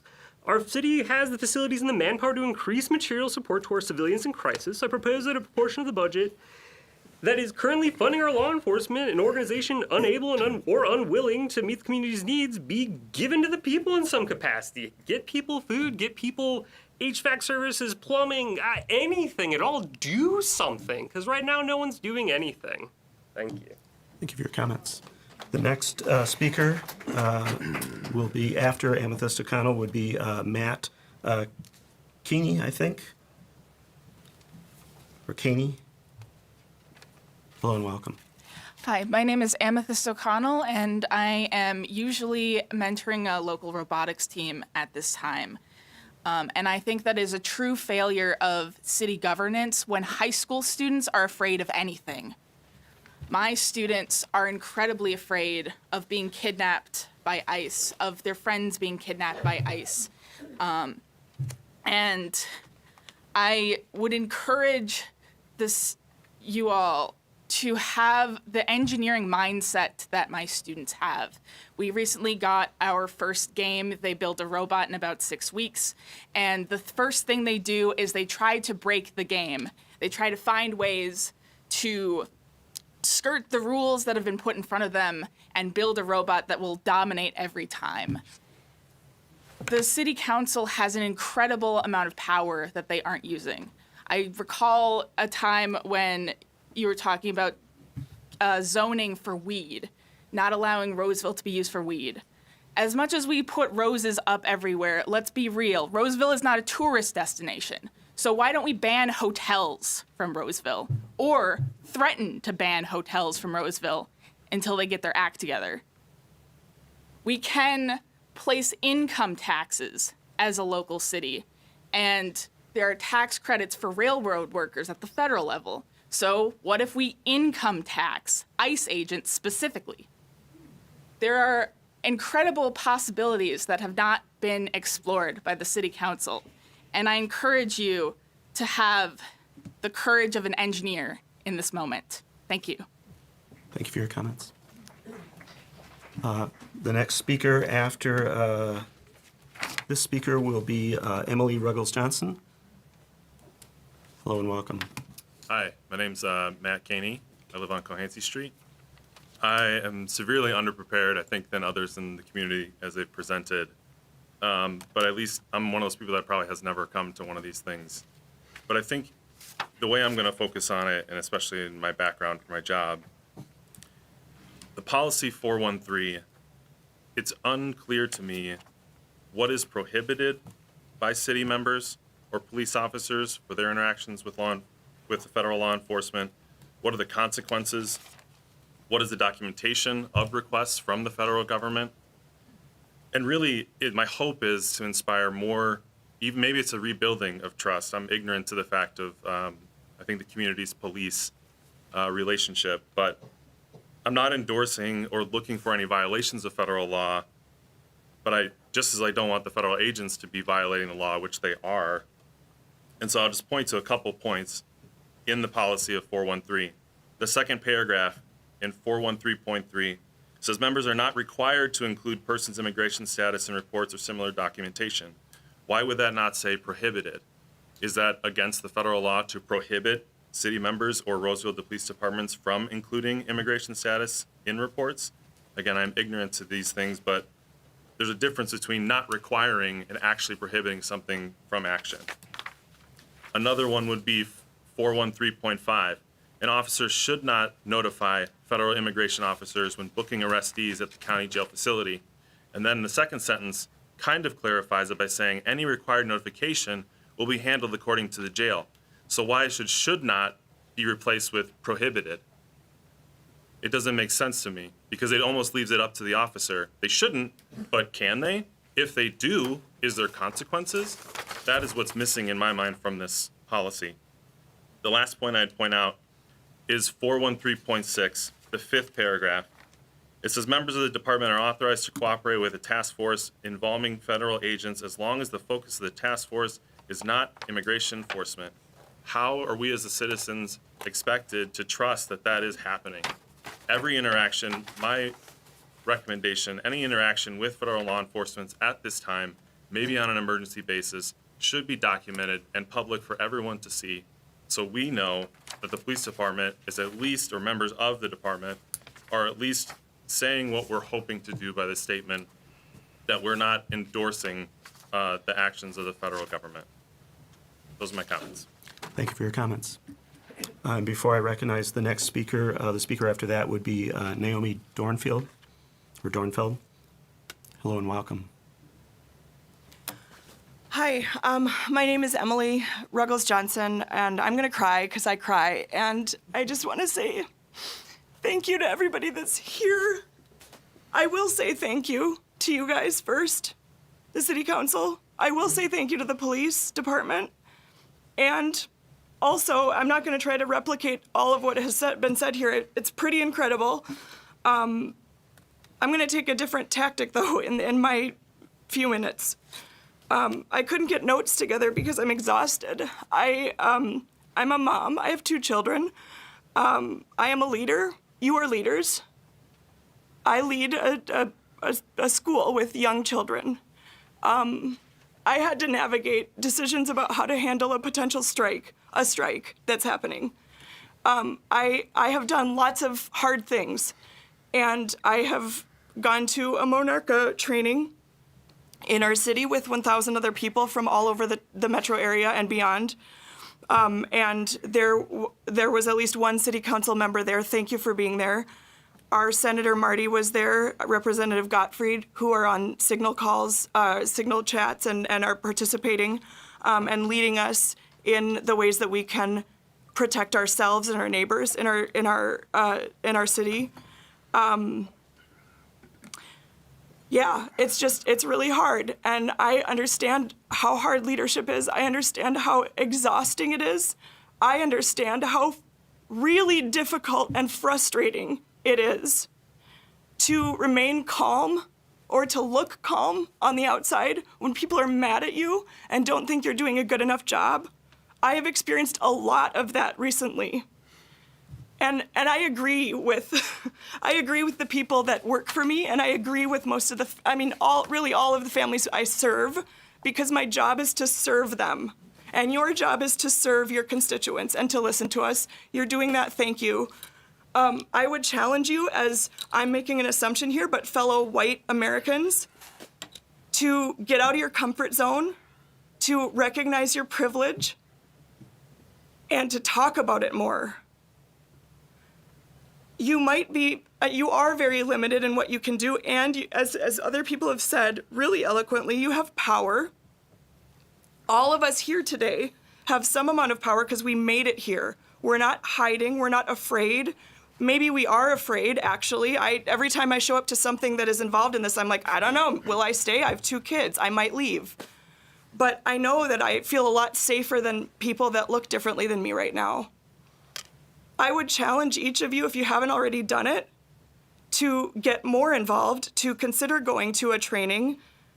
I will email you the Monarca Upstander/Constitutional Observer training booklet with lots of resources and lots of signs. The first thing I did at work after I went to the training is I hung up signs on the outside of our school to protect people that work for us, to protect people that come to us.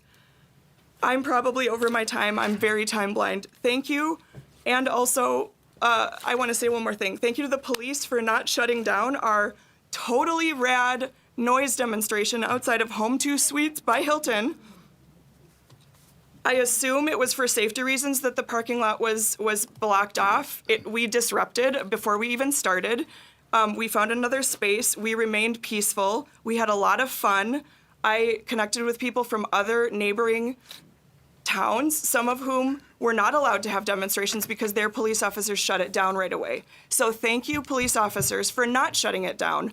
I, at the end, felt like you actually probably were protecting me because you were by the door where the ICE agents would have maybe come out and gotten in our faces, and that didn't happen. So thanks. If you want to join band practice, we're probably going to organize more. Thank you. Mic drop. I'm done. All right. The next speaker after this speaker would be Laura Bortha, possibly. I hope I got that right. Hello and welcome. Also my first time here. Hello, council members and mayor and amazing community here. My name is Naomi. I'm a long-term resident of Roseville. I live off Victoria. I'm here to request that you implement a separation ordinance from federal immigration enforcement and, put simply, rise to the moment the way our community has. I sincerely fear for my neighbors. I fear that any number of people in my community will be targeted by ICE based solely on racial profiling, traumatized, detained, and sent to God knows where. I fear for them, but I recognize and acknowledge the great fear my vulnerable neighbors feel for themselves. My fear leads me to action, and I fear that my action, openly resisting the agency responsible, makes me a personal target. Fearing that I am a target for dissenting is a clear indicator of how far down the authoritarian rabbit hole we've gone. The other day, hanging out with my mom, a deeply conservative woman, I let her know that I was getting more involved in pushing back against ICE presence here. I asked her how much she wanted to know in terms of activity, like if I attend a legal and nonviolent protest. She said, "It's not worth getting killed over." I reiterated my question about how much she wanted to know. Afterwards, I thought about the interaction and asked myself seriously if I was prepared to die, peacefully protesting, legally observing, recording, documenting. 3 weeks ago, I would have said maybe that's a little bit hyperbolic, alarmist. But after Renee Good was killed in broad daylight by federal immigration enforcement without consequence, I feel that I have to be ready for anything, and that's possible. I understand that there are limits to what a city can do and how a city can operate with a federal government agency. But as an unpaid, unelected resident who is out here working daily to keep my neighbors safe, I implore you to find whatever those limits are and push them like democracy depends on it. Be creative. Be proactive. Be insistent. ICE agents who break the law in Philadelphia are arrested. Maybe we pull from their playbook. When residents and regular citizens like me are defenseless against the violence and intimidation of an agency that treats laws arbitrarily, we need local authorities to keep us safe. And if the Roseville Police Department is not going to intentionally and outrightly partner with residents, the absolute least thing they can do is stay out of the way. Either protect us or be neutral. But please do not partner with immigration enforcement. Like Renee Good's wife said, we came with whistles, they came with guns. Vote no to the section of the police department policy update recommended by Chief Schneider that emphasizes Roseville PD's authorization to protect federal agents. Vote yes to the ordinance amendment to add more restrictions on use of city resources. And also, side note, please join Minneapolis in passing a resolution calling on Governor Walz to enact an eviction moratorium. If the ongoing crisis, workers are unable to safely go to work to earn rent. Thank you for your time. Thank you for your comments this evening. All right, and before I recognize the next speaker, the speaker after that would be Jenny Grilly. Hello and welcome. Hello, my name is Laura Bodertha, and I've been a resident here in Roseville for the past 6 years. I come to everybody here as a mom. I have a junior in the high school here and a fifth grader at Little Canada. I'm gonna try not to cry because I'm an immigrant as well. I just became a citizen about 2 months ago.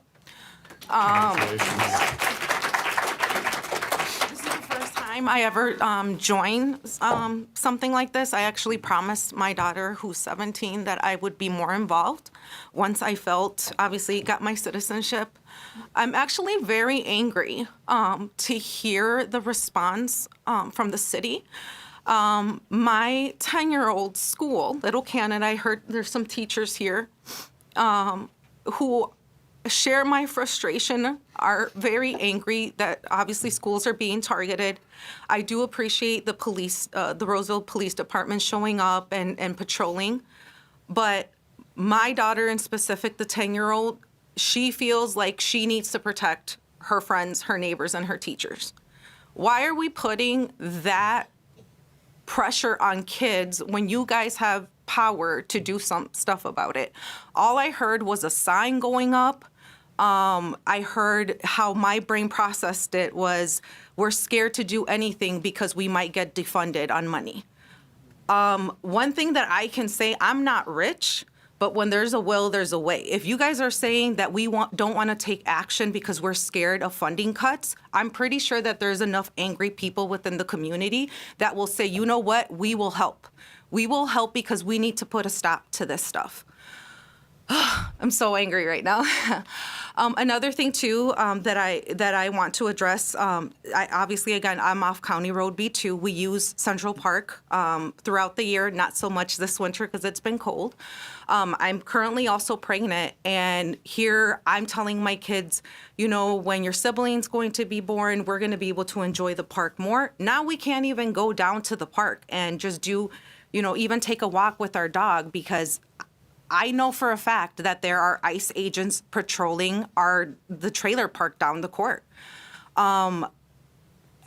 Please, I implore you, if little people like me can make a difference, if there's nonprofit organizations that are coming and are helping, you know, people like me are donating money, donating gift cards. I don't want to speak for everybody here, but I'm saying that the passion and anger is there where we would put money behind this. It sounds like you guys are taking a stance of a cowardly attitude of we don't want to do anything because we're going to face legal action. That doesn't make sense. How can you even come to that conclusion without even trying? That's what I don't understand. Please, everybody, I really appreciate the city being as peaceful as it is.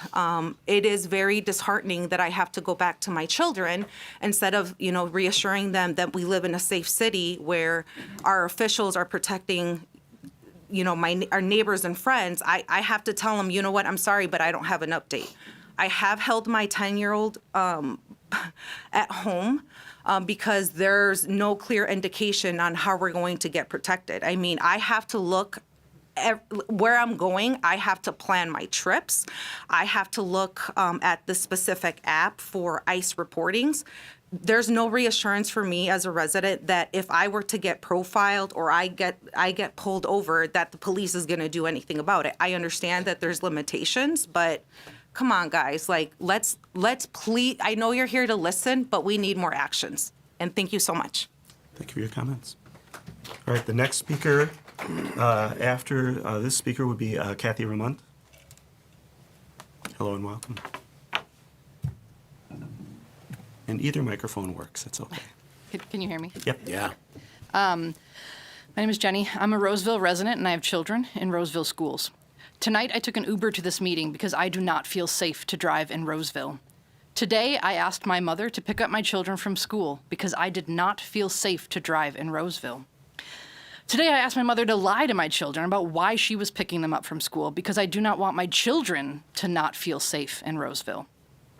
Today I took a drive around my neighborhood. I saw a suspicious, illegally tinted vehicle with 3 men inside. They were watching as a school bus dropped children off after school in a local community. Out of concern for my neighbors and their children, I peacefully observed from a distance. I was very dismayed to see them suddenly putting on ski masks. They proceeded to drive into this community despite the clearly posted private property signs. I am connected to this community, so I went in the same direction at a safe distance. As things do when masked men are involved, the situation rapidly escalated. They chased my vehicle and pounded on my windows. One of them was wearing a vest, but the other 2 were in plain clothes. I fearfully drove away and parked in a nearby parking lot to message these neighbors and to wait for my hands to stop shaking. Please note, this is not the moment that I started to feel unsafe in Roseville. After 15 minutes, I decided that my drive was over and I was going to head home. I was over a mile away when I spotted a Roseville Police Department vehicle in a city park parking lot. Imagine my relief. Roseville police in a city lot that ICE are not allowed in, allegedly. I felt safe. I pulled up next to the officer and I explained what had happened. I wasn't expecting him to confront the dangerous men I had run into. I'm not blind to the complete inaction of our law enforcement over the last 2 weeks. But I told him how there were others now driving in that same neighborhood, and I feared for their safety. I asked only that he drive through to try and de-escalate the situation. As the officer began to tell me that there was nothing he could, or should I say would, do, 2 large black SUVs roared into the parking lot behind us. Within seconds, I was surrounded by 6 federal agents, pounding on my windows and pulling at my door handles. This was 20 minutes after my scary encounter in my neighborhood, and I was over a mile away. With fear in my eyes, I looked at the police officer who had sworn to protect our community. He gave a slight shrug and said, "You don't have to stay here if you don't want to." I pulled further into the parking lot, realizing that with 2 vehicles and only 1 entrance, I was likely trapped. I then watched as the Roseville police officer spoke briefly with the federal agents and pulled out of the parking lot. To his credit, he stayed nearby, affording him a front row view as the federal agents chased my car around the parking lot of a Roseville City park, the same park my children play at in the summer. I have dash cam footage to support all of these statements, and I am happy to submit that to you. I'm here tonight because a stroke of luck allowed me to drive around these aggressors and escape. I'm here tonight despite the complete inaction of the Roseville Police Department, the ones who are supposed to protect us. I'm here tonight because we deserve to feel safe in Roseville. Thank you. Thank you for your comments. The next speaker after this speaker will be Brian Smith. Hello and welcome. Hi, my name's Kathy Ramond. I live on Laurie Road. It's almost impossible to follow all of these speakers. But I couldn't be prouder and love the residents of Roseville more than with everything that I've seen in the last few weeks. So I'm not even going to try and cover what they've covered. But I do want to say that you lack imagination. Like, I just think there's a lack of imagination on your part. I would implore you to go, I've written this to you, like, go department by department within the city and figure out what they can do in each department to make a difference. Not being stuck by laws. What can they do? What can the housing navigator do to support people that are doing this? What can community development do to support businesses? Like, every department in this community should be able to do something and spend some time to make a difference. And on the other hand, I hear what you're saying as far as all the legalities that are stopping you from doing anything that's really concrete and valuable that's going to keep us safe. But I would ask you, what are you doing with those barriers? Like, if you're seeing a state law that's preventing you from doing what you say you want to do but you can't do because the law is preventing you, are you doing anything as a city to try and make those law changes? Are you talking to senators and representatives and the federal government? Are you doing anything? Are you representing us as a community? You have hours and hours of testimony from people about what we're dealing with.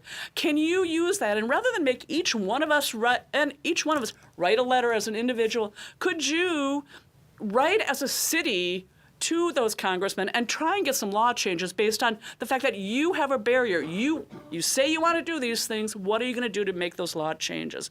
And I'd implore you to do that for you as a city of Roseville, but also working with the cities that surround you. Like, are you talking to Shoreview? Are you talking to Little Canada? Are they having the same things? I imagine if each individual here wrote a letter to a senator or congressman, it would be in a pile, it would be counted. But if every city wrote a letter or contacted them, more than writing a letter, contacted them to say, as a city representing 30,000 people, this is what law change we need from you, that would be more powerful than each of our individual voices. So I'm asking you, for all of those things you say you can't do because the laws are restricting you, what are you doing to make those law changes? Thank you. Thank you for your comments. And the next speaker after this speaker would be Jamie Becker-Finn. Hello and welcome. Hello, named Brian Smith. I've lived in Roseville since 1999. Other residents have touched on some of these things, but I want to reiterate them. Namely, some fairly granular comments about information sharing with ICE and other federal law enforcement. I would like to see the absolute minimum amount of information given to ICE and other federal agencies, and I'm obviously not alone in this. Like a previous resident whose name escapes me said, the Roseville Police Department guidance has some very vague and weak language just suggesting we don't give information to ICE and other federal authorities. I would like to see that strengthened and, like he said, some actual accountability if anyone actually gives such information to ICE or other federal agencies. In addition, he didn't mention specifically 413.7 on information sharing. No member of this department will prohibit or in any way restrict any other member from doing any of the following regarding the citizenship or immigration status lawful or unlawful, of any individual. So it seems that while you're asking people not to give information to the federal government and to ICE, there's absolutely nothing to say they're going to stop doing any of it. That's in multiple places in this police manual. And like our engineering friend said a little while ago, get creative. Find ways to work the system. Find ways to get around it. And I would urge the city council to take some more concrete action, to have some actual accountability for any and all city employees who give information to ICE, as information is the lifeblood of ICE. They can't do much if they don't know where to go. And I am not alone in all of that. Thank you. Great, thank you for your comments. And the next speaker after this speaker would be Shannon Weiss. Hello and welcome. Jamie Becker Finn, resident of Roseville and small business owner. Apparently you guys don't know this, but part of your job is to actually lead. Winning an election doesn't make you a leader. Your actions and your words do. We know you can't physically force ICE to leave. We get it. But when we are all risking our own safety every day for neighbors that maybe we've never even met, despite the risk, we need to know that our elected officials have our backs. And we have been asking for that for almost 2 weeks now, and it isn't clear that you do have our backs.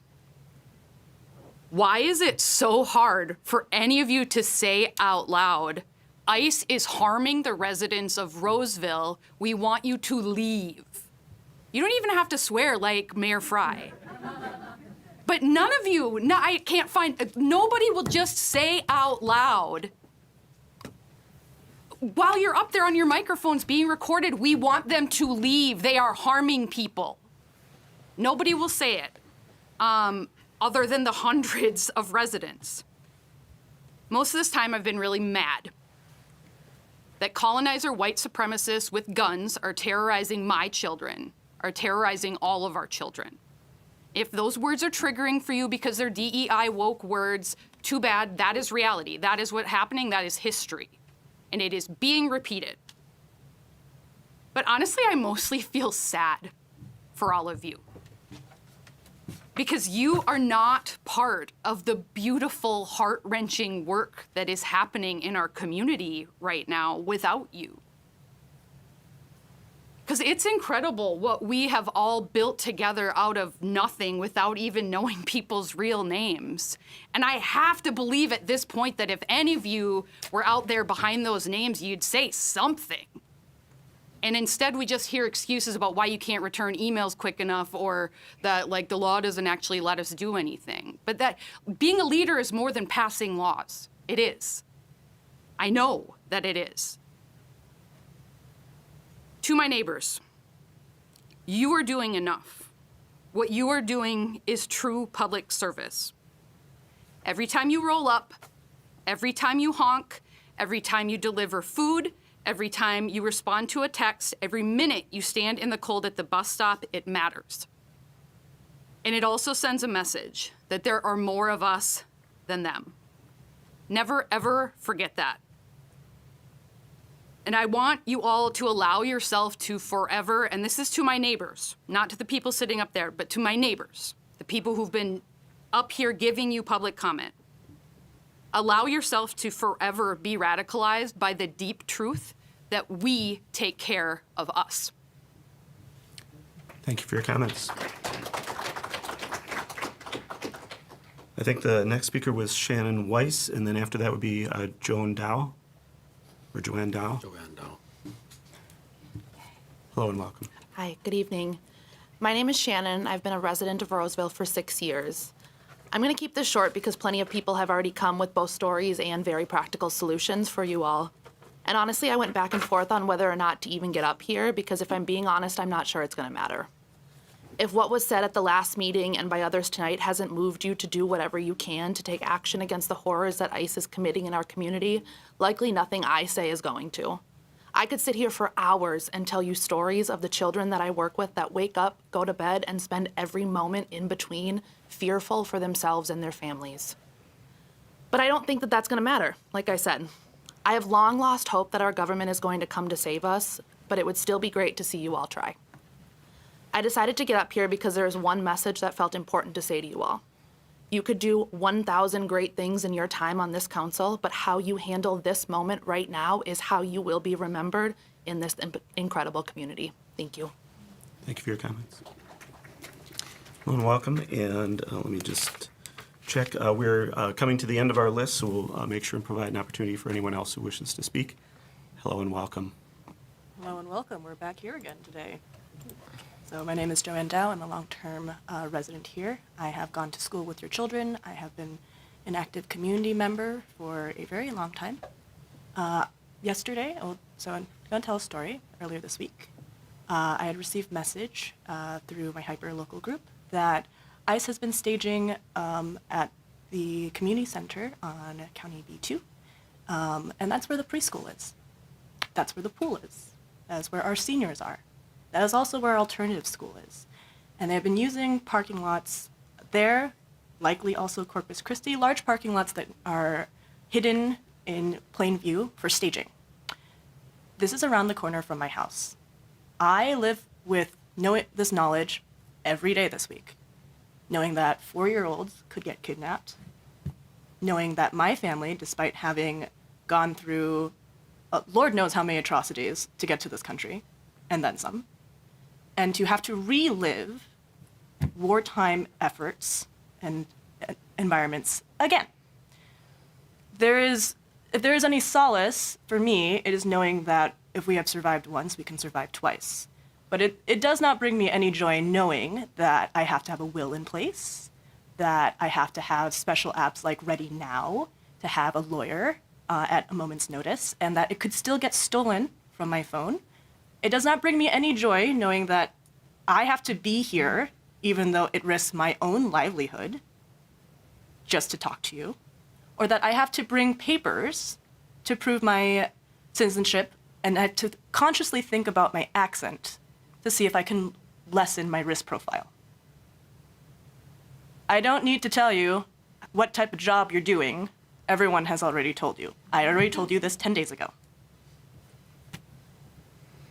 The police are not going to do anything, right? We've already seen it. And while I was listening to the stories, because we're towards the end of the list, I was reading these city values, and I was thinking about this moment, and I'm thinking about this conversation right now, and how none of those city values are being honored. How is it that we are accountable if we do not make a strong stance for our people? How are we transparent if we have language that wouldn't even stand up to the wind outside? How are we for community, except for community itself, if you are not willing to stand with us? It's certainly not equitable because only a portion of the community can actually be outside. And it's very weird to go out to like restaurants or like be around the community when I can be and see that's only white people. The Roseville I remember, and I was hoping it would be different. It's certainly not safe if our residents are getting run off on our roadways, on our freeways, to be boxed in, to not know if they can actually go outside or back home. I have been in coffee shops outside of the city sometimes because I know where the hotspots are and they're around my house. And I have to make a deliberate decision of whether or not I can be at home to protect the elderly that live in my house, or that I have to be outside for my own safety. And where is the integrity? Is it in the room? I really have my time. Thank you for your comments. All right, is there anyone else from the public who wishes to speak? We've run to the end of the list of signups. Is there anyone else who wishes to speak? Feel free to come on up and just once again state your name and make your comments or ask your question. Hello and welcome. Hi, everyone. My name is Amy Perkins, and I live near Emmett D. Williams, north side of Roseville. Here I am again. I'll probably think of something far more eloquent to write to you in an email tomorrow or the day after, like I did last week. I echo so much of what I'm hearing here, and I'm trying to think of other things that maybe we haven't talked about. We have this amazing wave of solidarity in the room and in the hallway, and I wasn't here at the beginning, so perhaps we had some people speaking from other angles, but while it's really strengthening and motivating to be here and listen to all of you, and I see what so many of you are doing, and where I'm trying to be in the thick of it. I also wonder, it's easy to feel like everybody must feel like all of us in this room. And I'm not sure if I can really crystallize this thought in only a couple minutes, but I wonder sometimes if, I want to believe this isn't it, but I know that you are here to represent us. And I would guess that you are perhaps getting emails and comments from other people who do not agree with the people in this room. And I know that's got to be really tricky and really hard to balance. Because you are here to represent everyone. But I would like to believe that you're hearing and seeing the evidence of what's happening and how, regardless of how you feel about the overarching reasons for immigration enforcement, I would like to believe that you all can understand that this is, it's all problematic. None of this is happening in the right way. And if I'm right about that, I wonder if one of the ways you can use your platform is to help us push the needle in some kind of way. I had an encounter with a neighbor of mine this week, which took me by surprise, and it's really weighed heavily on my heart. I have a neighbor who is an immigrant, married to a white American. I called on her to check in and see how she was doing a couple nights ago, and was immediately met with backlash about why I was concerned and why should I be concerned, because everything was fine. So I'm not naive. I know that many people are in favor of what's happening with ICE. But again, I don't know if I can really finish this thought here.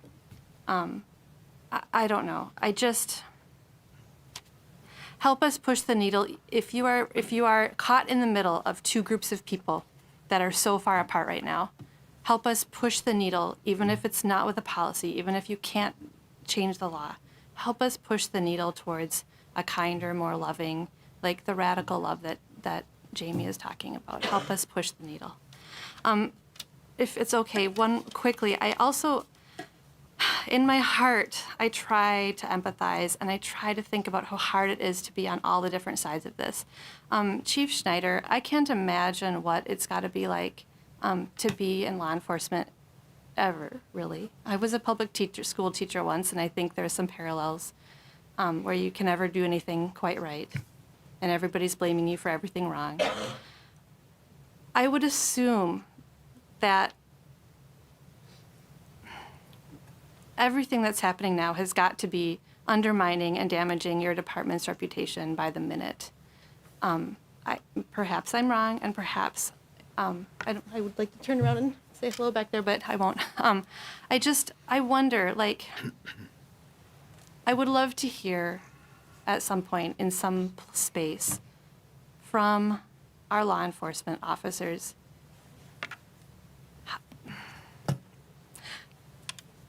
there has to be a better way. And for us to damage so many parts of our society, there's just got to be, I would assume that there is some pushback, despite the perception or reality that law enforcement is siding with ICE enforcement right now. Again, whether that's all true or not, there's got to be ways that law enforcement can, there have to be things that you guys don't like about this and how it's happening. I better just stop. The thoughts aren't quite all there, but anyway, thank you very much. All right. Hello and welcome. Hi, my name's Carly, a resident of Roseville. You all should be ashamed that a couple of unenforceable signs is the best you can do after hearing the accounts of the citizens you were sworn to serve. If it was possible to remove all of you from your seats, the citizens would do so right now. Clearly, you are unwilling and unable to rise to this occasion and are more vested in protecting federal goons and masked with guns than the vulnerable people of Roseville. For what? so we can get federal funds for police that you've made clear won't and will not protect us or even enforce the one proposed solution, signs. As it has been said by others, the police are not here to protect us. They're not required to. Why would we protect federal funds for an institution out to protect capital and blatant harassment of non-white folks in underserved communities? Spend the budget on something that's a real solution. I have yet to hear anything about rent moratoriums or anything that will functionally help the people of the city. Your actions make it clear that mutual aid and the collaboration of people in the city matters more than this government institution. We have moms putting themselves between tear gas, pepper spray, and potentially bullets. And all you can do right now is propose a sign. I sincerely think and hope that you can do better. I yield my time. Thank you for your comments. Hello and welcome. Hi, I'm John. I'm a long-term Roseville resident. I've been really moved by the people that have been talking tonight. The engineer brain in me kicks in a little, though. And we've heard from the council about things that we can do against ICE. But we're not hearing a lot of things we can do for the people. You've got moms and others out doing patrols, and you've heard now some suggestions on rent moratoriums. And I believe that rather than looking only at the how do we fight ICE, it's really how do we support our people? And that's what's missing from this discussion. That's really all I came up here to say. I mean, you've heard the conversation about asking each of your departments. You can also ask the community, what can we do to support you? We've heard our city manager talk about putting things on the website of here's how you contact, here's, so more directed things. Can you be the funnel through which efforts flow to do this support? That's my time. Thanks. Thank you for your comments. Hello and welcome. Thank you very much for creating this space and spending the time with us here today to hear us out. My name is Jessie Austin O'Neill. I'm a Roseville resident. I live in the McCarrans neighborhood of Roseville, and moving to that community is one of the best things that's ever happened to me in my life. I'm also a mom, and I'm also one of the co-directors of the Minnesota and Reservation Homeless Studies. And I'm here today to tell you I'm extremely concerned about our neighbors and community members who are too scared to leave their houses, who can't go to work, and who are facing, with rent coming due in just a week and a half, are at risk of eviction and homelessness in the dead of winter. And I'm here to ask you to please join St. Paul and Minneapolis in calling on Governor Walz to put in place a statewide eviction moratorium to protect our community members from homelessness. Please, that is within your power to do. Thank you. Thank you for your comments. All right. Hi, Hello and welcome. I'm Linda Strawn. Thank you for giving me this opportunity. I'm a longtime Roseville resident, and I truly believe that you can hear the anger and the frustration and the fear that is in your city. This is a small group. There's plenty of people who were expecting more and hoping for more. I also understand that it's hard to work together with 5 people who have completely differing views. Some are over here, some are over there.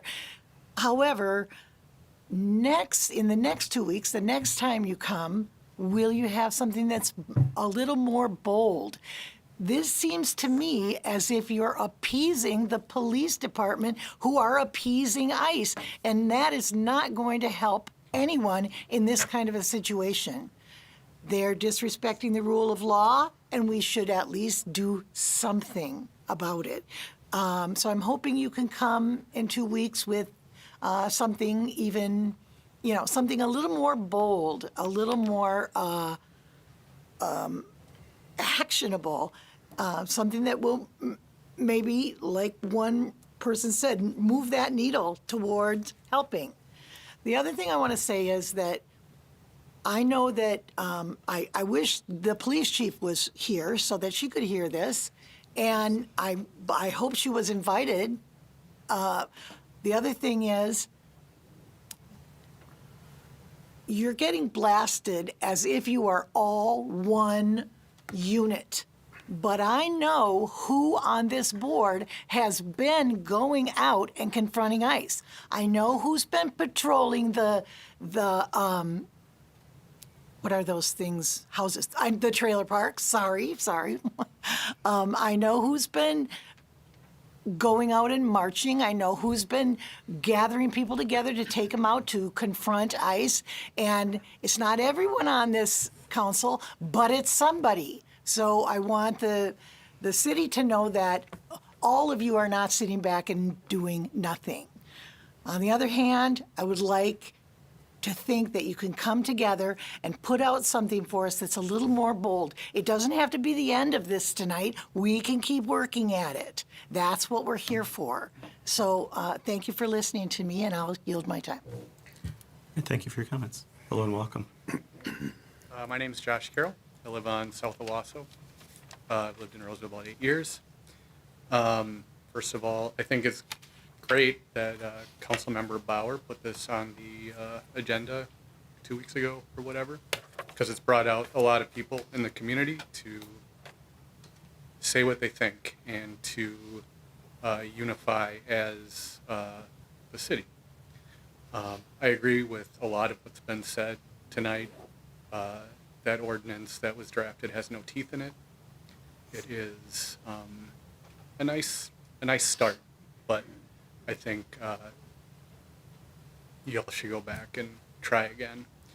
From what I've heard tonight, it sounds like also our police department and dispatch needs to sit in some of the training that was mentioned in the city manager's report. It's really unfortunate to hear these stories about how police and the police staff have responded to calls and have responded to in-person interactions where ICE and immigration are concerned, especially in our city parks. The other thing, the last thing is I was sitting here tonight looking at the city values over and over, and I got to integrity, and the last part is to take actions when it's not easy. And I think there's some things that might not be easy to do that you certainly could do, like starting to work with our neighboring cities to form a coalition of how to respond to ICE activity, or to get ideas from other councils, or maybe to get out in the community and see for yourself what's going on and what you could do. It won't be easy, but it's not an easy situation we're in. And the last thing, I just want to share that I'm sure not everyone's on like ICE tracking apps, like a bunch of us probably are, but there's good possibility that they are renting homes in our community, and they are, and they might be at 770 Heinel, so stay away from there. So thank you. Right. And if I could just ask you to maybe sign your name on the sheet over on the clipboard there, just to make sure we get the spelling correct. And if any of the previous speakers that weren't on the sign-up list could do that if they feel like we maybe make a mistake on the name. Hello, everyone. My name is Praj Moretti. I live on Rice Street. I am well aware of the limitation of local government, right? Even if all police officers are against ICE, which I'm sure some are very supportive of ICE activities, unfortunately, we have less than 70 police officers, right? And Minneapolis has less, I think 650 police officers, and they have 3,000 people and potentially more as however this situation escalates. But like many other constituents said, I was really hopeful of something more than just adding a poster to different places. I joined a commission about 1.5 years ago because I wanted to be more civically engaged. I thought government is a place for good, and local government is the best place for good because there's no politicking. There's like actual action that's happening. And I'm very disappointed to see what's been going on so far. And I'm hopeful as this situation escalates, or hopefully it doesn't escalate, but if it does, that you as a local government think of ideas of trying to do something more than just putting notes on city property. I yield my time. Thank you for your comments. Hello and welcome. Hey, hi everybody. My name is Kate Worden, and I have been a member of the Roseville community for the last decade. I am a parent of 2 elementary-age kids, and without a ton of preamble, I want to say that I love Roseville. I love our parks, I love our wildlife rehab center, I love our location between the 2 cities. And as an introvert, until recently, I haven't spent a ton of time in the community, but I can say now that I absolutely am in love with our neighbors and the residents of Roseville. To know and see what everyone is doing here tonight, our local shops, our schools, our teachers, our community leaders, our spiritual supporters are doing together, and to gather everyone to care for our immigrant neighbors has been truly inspiring to me. That's why I'm here today.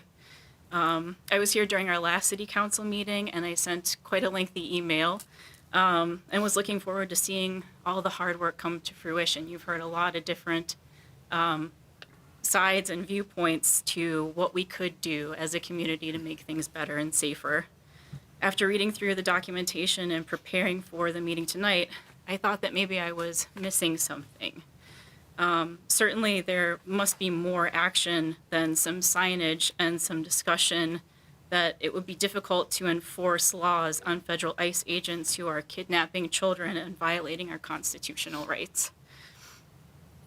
In policy 413.6, it states, members of the department are authorized to assist federal immigration officers when it's related to scene safety and or safety of federal immigration employees as they perform their duties. And I'm not sure if we can change the wording, but what I think is it should simply read, members of Roseville law enforcement are authorized to assist Roseville residents when it is related to scene safety. The federal agents do not require more backup than what they already have. If we don't provide more concrete, caring language around this policy, residents will eventually fight their own way. And I know that none of us want that, but this is kind of where we are at this point. You guys have the opportunity and the authority to make these decisions and enforce them. We can do more. The other point that I want to make tonight is that we need language around school safety. I sent an email last week with details around areas that we should be able to enforce keeping federal agents away from many different areas, but a bare minimum, there should be standard language that school grounds, bus routes are off limits. Our children, my children, are scared about what will happen to their friends. My son, who is 9 years old, is asking what was going to happen to his friends and his teachers. He's even worried about the St. Paul mayor. He doesn't really understand what's going on, but he's scared, and we are too. Certainly, there can be a policy passed to protect minors from federal kidnapping and being traumatized while simply trying to find their way in this world. We have a right, and it's incredibly important to protect them and their innocence as long as possible, and we're doing a really bad job of it collectively right now. There are so many more things that need to be done. There have been amazing people here talking tonight. We can talk about covering rent, there's mental health concerns, more training. There are lots of other areas that we can certainly discuss. I know that all of this is really hard. It's really scary. None of us have ever been through anything like this before. But you and we have a beautiful community. We have a beautiful community of creative and thoughtful and intelligent and determined people that you can lean on. We don't have to do this alone. This is something that we can all do together. We're trying to provide thoughts and ideas, but you have the connections to be able to write the laws and the policies and the language, right? So please don't pass only the language before us tonight and think that it's the best that you can do. I know that this is not an easy time to lead, but it's a very important time to lead. It's not just your residents watching, many other states are, and we can be a beacon of real change here. I'm going to have to ask you to stop because of your time. And we support everyday citizens in our community, so thank you so much. Thank you for your comments. Hello and welcome. My name is Chris. I'm going to start this by saying, sorry if I get emotional. I think, like most people here, we're a little frustrated, a little scared, a little angry. I'm an emergency medical dispatcher who works directly with an agency who works directly with Ramsey County. We work with Roseville PD and Roseville Rescue. I do want to say thank you for your service, but I'm so disappointed to hear all of the stories tonight about the way that you have failed this community. There's really no words for it. Another thing I wanted to touch on is you said you're trying to make life as normal as possible. Stop trying. I know that normalcy is important for some people because it gives them a sense of comfort. This isn't normal. None of this is normal, and pretending that it is harmful.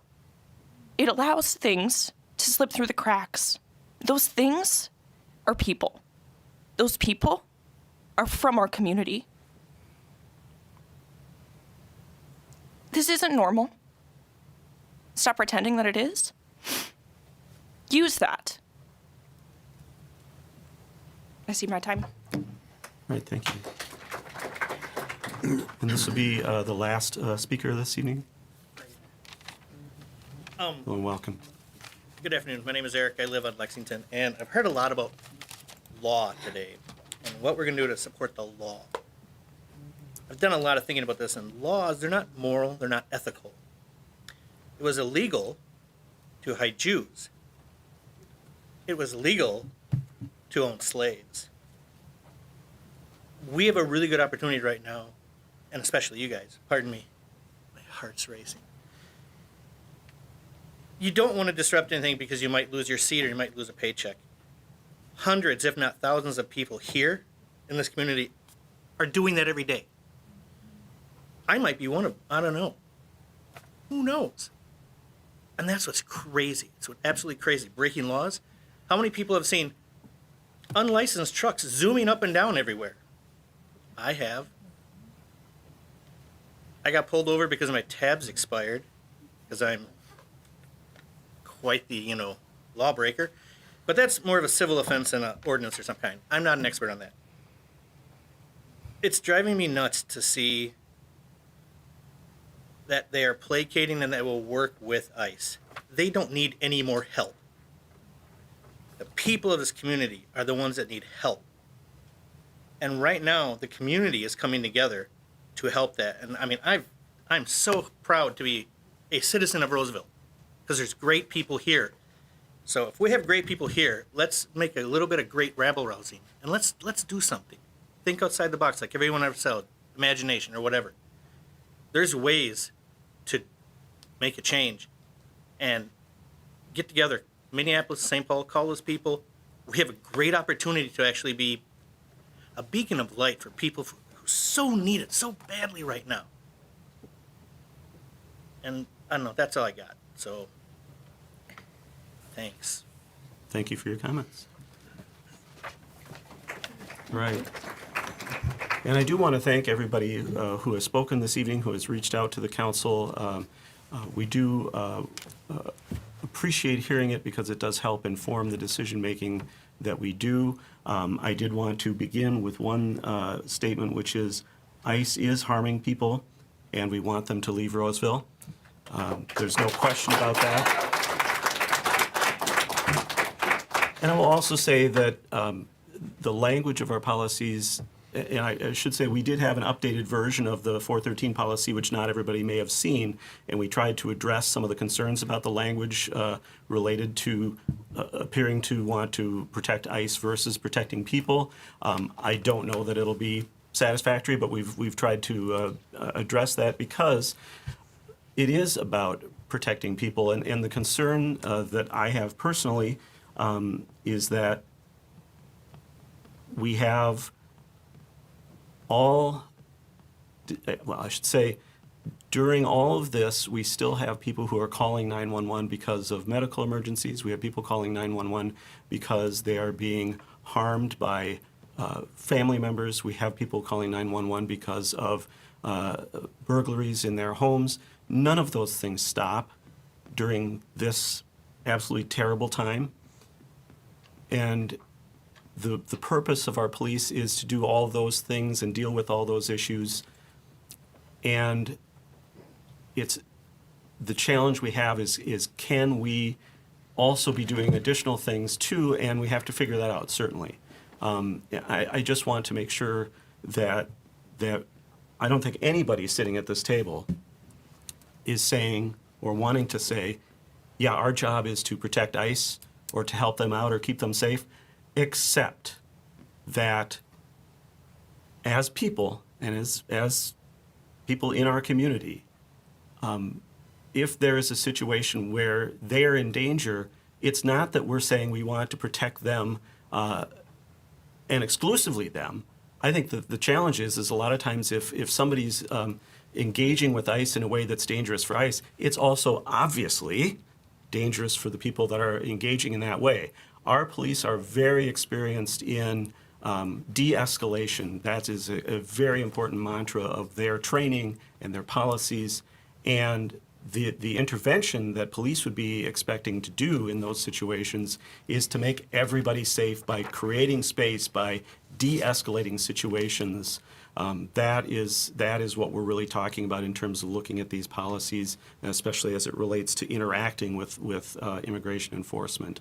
And so I wanted to make sure that despite perhaps language not being where somebody might like to see it, or certainly if the old language is being looked at and not the newer language, the intention is to have language that provides for the safety of everybody in the community, because that is who our public safety people are here to serve. And so I just wanted to make that point to help clarify that. The other thing is, there's a number of questions that have been raised this evening, and I think we can do some follow-up. I did want to note that we do not, unfortunately, or maybe fortunately, depending on your perspective, have the ability to levy an income tax as a city in the state of Minnesota. That is not something we can do. That doesn't mean we shouldn't do other things or anything, but I just wanted to clarify that point. The Fraternal Order of Police does not represent any of Roseville's officers in their collective bargaining.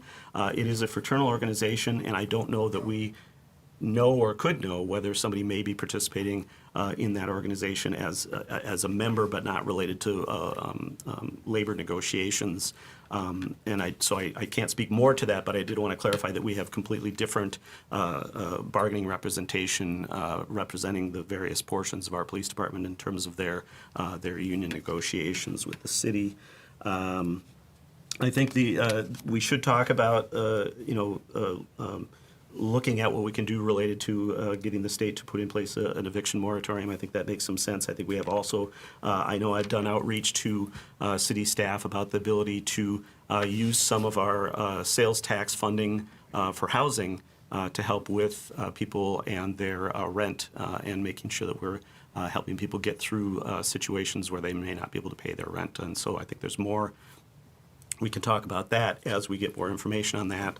So whatever we may or may not do this evening certainly wouldn't be the end on that, and I don't think we're prepared at this point to take action specifically on that this evening because we're still putting together what we'll be able to do. But I know during COVID we did some programs with respect to helping people with rent and things like that, and so that seems like something that makes sense for us to look at. I don't know that I've got a lot of other necessarily response and clarification for people as to comments that were made, questions that were raised. I think that's, and certainly I did want to also say that a big part of what informed the original policy in 2017, and I think reinforced it even in years after that, is the notion of building trust between our public safety people and the community because it helps with investigation and solving crimes. If people aren't willing to come forward and provide information that can help in solving crimes, protecting people who have been injured, in the community by somebody doing criminal activity, whatever that might be. If people can't or aren't willing to come forward because they don't have trust in our law enforcement, those investigations may not be successful. Those people may not receive justice, and that is terribly, terribly unfair. And I will say that these outside agencies that are in our communities doing the things they're doing, shredding the Constitution, trampling on people's rights, taking children, none of that is acceptable, and all of that has a bearing on how people in this community perceive our police, regardless of what our police are doing, because that's just the way human nature is that we look at what somebody's doing, and it's natural to sort of assume that's what everybody's doing. And I think that does great harm to the public safety of this community. So I will reiterate that ICE is harming people in our community, and we want them to leave. And if they don't want to leave, I really wish that they would listen to their own policies and their own training and do the things that they're supposed to be doing in the way that they're supposed to be doing them. And the way, by the way, prior to this past year, that agency, for the most part, had been conducting its business under past administrations, where certainly people who were violent criminals or otherwise shouldn't stay in this community were dealt with through the immigration process. If that's the purported purpose of what's going on in Minnesota and in Roseville, that's not what's happening. And it's, as I said, it's not the way things should be happening. So I want to be clear about that. We do have several requests for action this evening, and I do want to clarify again just on the policy language related to the police and immigration matters. The new language that we've put forward in relation to the assistance in instances of immigration enforcement states that members of the police department are authorized to assist in instances of federal immigration enforcement to the extent that participation is related to scene safety, the safety of members of the general public who may be present, and the safety, thirdly, the safety of federal immigration employees as they perform their duties. So I wanted to make that clear, that is the language we're proposing based on the feedback that we received from members of the public and trying to be more clear that we're talking about broad safety rather than very specifically protecting ICE. That is not the mission of the city of Roseville, or for that matter, the police department in Roseville. And we want to make that clear. And if we need to enhance or improve our language to do that, we certainly can look at that. But this is the start that we made this evening. Other council members, I want to make sure that we have an opportunity either to follow up with questions of staff or the attorney on any of the matters we have before us and or items that were brought forth in the feedback from the community this evening. Councilmember Strawn.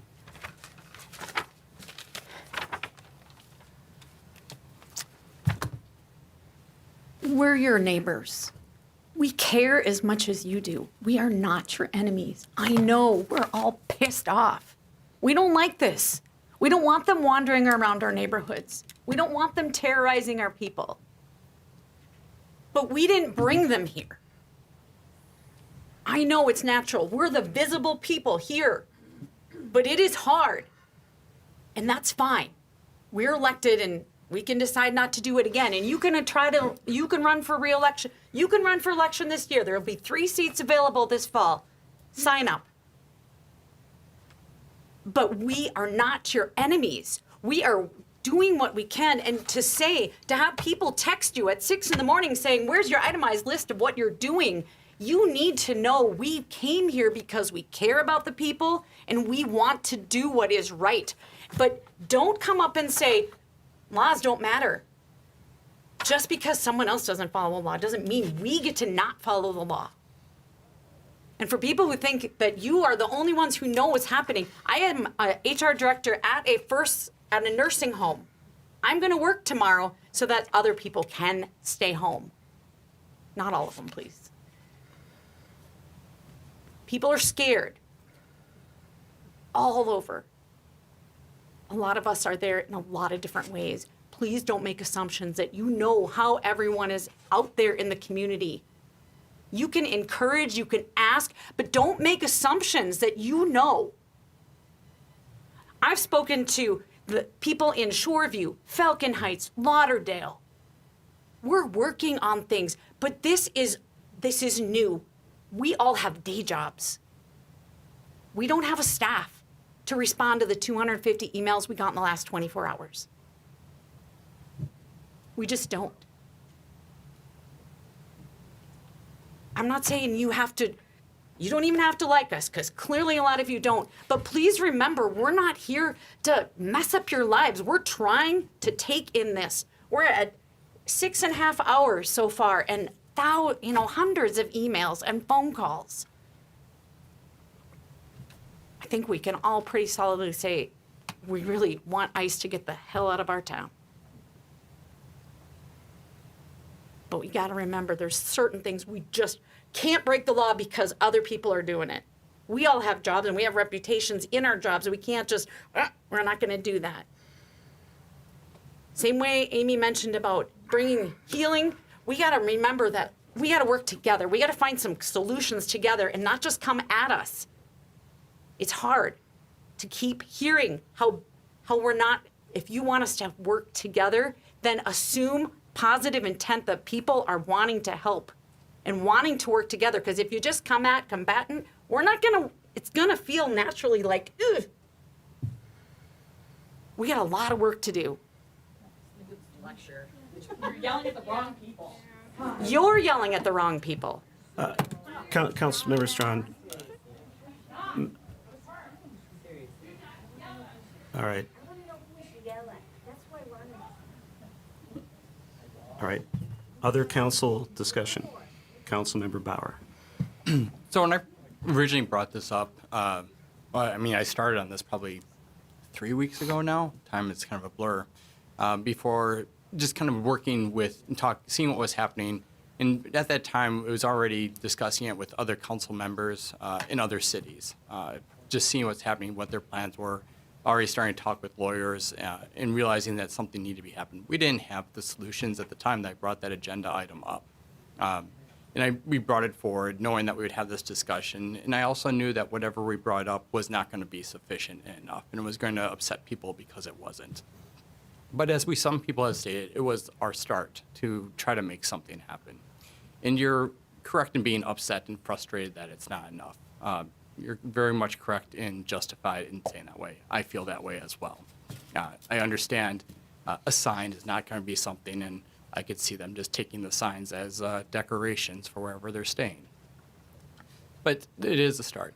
Now, we do need to think creatively and try and make these things happen, and that's what, some people have commented and called out, what are we doing, why you don't see us on lines, and that's fair or not there. But me personally, taking a different tact of, you're right, the laws that we have here aren't sufficient and they're impeding us. And so that's requiring us to change. And so that's where I'm spending my time right now, is I take the input that you have and the frustrations with it, and I do see, and it's been spending much of my time, more time than my companies would like to see, on this matter, and taking those things forward and working with other legislators at levels higher, both at the state and at the federal levels. You saw I invited Congresswoman McCollum today, and she sent her representative, trying to move those things to happen. This is the kind of creative thinking that we're, at least I and I think others on this council are trying to do, is taking your complaints and your frustrations and see if we can change the game a little bit here to empower us to make those kinds of changes.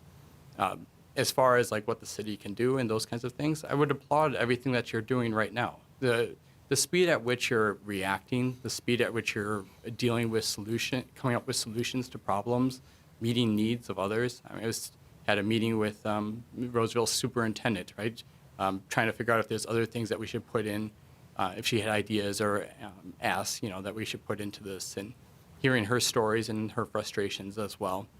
And hearing her stories about how people in the school, both teachers and family members, are stepping up to provide things and food and delivering food and how to protect that. It's really inspiring. And you can act much faster than we can at the cities.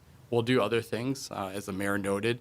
We have some things in there for, rent and whatnot and programs as part of the EDA, and we can take a look and we will do that. But we're not going to react in the same kind of speed that you're able to react.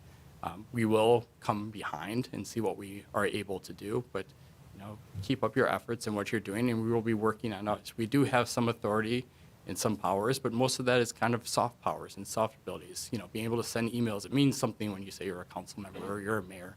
You can get in front of some more people, both at the county, state, and at the federal levels. And so that's where I'm spending a lot of my effort, and I think others on this council will be happy to do that as well, to see if we can change these things. Right now, the state is very much still trying to figure things out. There's lawsuit, those other things. That's why I asked earlier when City Manager Treasurer was presenting, have there been asks from the state or the county, just to make sure that we're meeting those things. But trying to build up this kind of conversation amongst, other councils from other cities and trying to become this unifying. It's taking time. It is happening in the background. We are trying to change some of these laws and change laws. Minnesota session will be coming in, starting very soon. We do hope that we take, they have some public sessions there, so you can, bring your concerns and address them there as well. So I'm optimistic there might be some movement or something that happened there. We are just as frustrated as, or at least I can speak for myself, just as frustrated trying to get these things, laws and rules changed so we can give you more, just as upset and as frustrated as you are about, my solution of let's just put up a sign. I share that same kind of frustration, just up one level at this point. But we will continue, and I will continue diligently working to try to change those things and change that so we can provide you some with real solutions. But it is going to take time, unfortunately, and I wish it could move faster, but moving as quickly as we can and having as many phone calls as possible and as many Zoom meetings as possible to try to make this happen for you. Right. Other council members, Councilmember Groff. First of all, thank you all for being here today. I have been trying to reply to emails. I did that until midnight last night, and I did it again today up until this meeting. Just trying to give you information as I was getting it. I gave the information about the change in the ordinance that came forth because of your comments, really. But there are a lot of things we're doing. This is affecting all of us, and it's affecting our friends and our neighbors down the street. I have the grandchildren of the fellow who was arrested or taken out of his house in his underwear and his slippers. So it's affecting everybody. It's very stressful, and I understand your anger. I feel it too. I feel a real frustration about not being able to do more.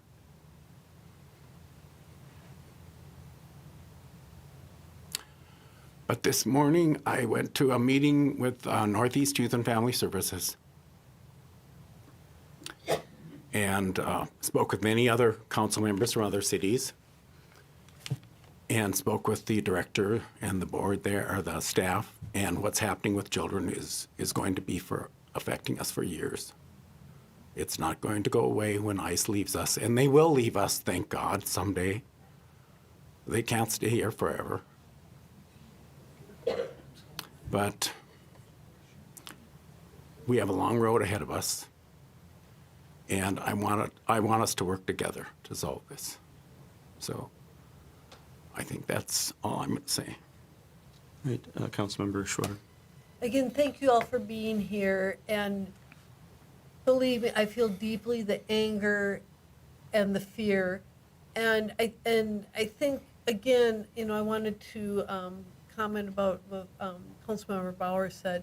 We may not be out doing these things like right next to you, but where we can be most effective is doing these things, trying to get these laws changed. I too have been meeting with groups of different mayors, different people at city, county level, state level, talking to people, trying to come up with solutions. So you think about, I think that what it is, where can we help the community the most? What can we do to move this needle? And this is where, unfortunately, again, it's painfully taking longer than we want it to. But I think the thing is, please believe we're all on the same team. Please think that we are definitely trying to come up with solutions and support this community. We all live here too, and it's just so horrifying to see what's going on. It is very painful for so many people. Yet just remember, and I think some of it's not so obvious and transparent what we're doing, but we are spending a lot of time, calls, emails, meeting with people, all kinds of stuff, because we are trying to come up with stuff. So just so you know, we are doing what we can do in the capacity that we were elected to do. And so I want to make sure you realize we are working on that stuff. You may not see us as we're spending hours and hours talking to other people or out there talking to, police officers, superintendents, other people in the communities, other people, city managers. So we are trying to come together as a bigger community to come up with solutions. And again, please believe us that we are on the same team and we are really wanting to figure stuff out. So, and we appreciate the suggestions and the emails and stuff. So yes, please, we want that. We hear you, and we are trying to incorporate this stuff. Even when people were talking about the different wording in this changed today with the yellow in it because of the feedback people were giving us. So yes, what was in the packet, the feedback came, there was some revisions done, so we're constantly hearing and trying to incorporate it. So we will do our best, so please believe us on that. And I think it is important to note, too, that this isn't the last conversation about this. There are some things that have been proposed this evening. I would say most of these things are things that actually have been requested by members of the community. I think we all understood that the signs weren't a magic wand, but it was something that was requested in the January 12th meeting, and we wanted to make sure that we were being responsive to it. So we're trying, and so that was one of the things that we wanted to do. And I wanted to be clear too about my earlier comment about going out to parks. I was kind of trying to, and maybe I was too subtle about it, the notion of if our parking lots are full, they can't be used by other people. That's really where I was going. I certainly understand that there's a lot of people in the community who absolutely are terrified to go out to a park, and I was not at all suggesting that that's what people should do, and there's your solution. That was not what I meant by those comments, and I apologize if I was being too subtle in my attempt to get people to occupy parking lots. But with that, we do have some actions that are before us this evening, and I do want to make sure if the council is interested in taking some of those actions, that we take the opportunity to do so. And maybe we need to look at some things in order of how they're being presented. Actually, maybe a little bit different order. I might suggest that the ordinance and its accompanying resolution may be something to take a look at first by the council, and we can then look at the policy 413. I don't know that we're requested to take any action on some of the other policies. I think those were there more for informational purposes this evening. But so the ordinance, the resolution accompanying the ordinance with some of the reason behind it, and the 413 are certainly things. And just to be clear, I think on the 413 policy change, do we have to adopt, was there a resolution to approve that change in the packet? Because we made the original resolution saying that the council had to approve changes, or is a council motion to approve this change adequate to our prior resolution? Not to get bogged down. Yeah, Mr. Mayor, I believe it is. I think the resolution to adopt the policy as worded. A motion to adopt the policy? Okay, I just wanted to be clear on that. So maybe we'll start once again with the ordinance and the accompanying resolution. From the council's perspective, are there any thoughts about that in terms of adjustments, and certainly that can be brought back if further changes need to be made following up on that? I apologize, I'm just trying to grab my copy here. Yeah. Attachment 3.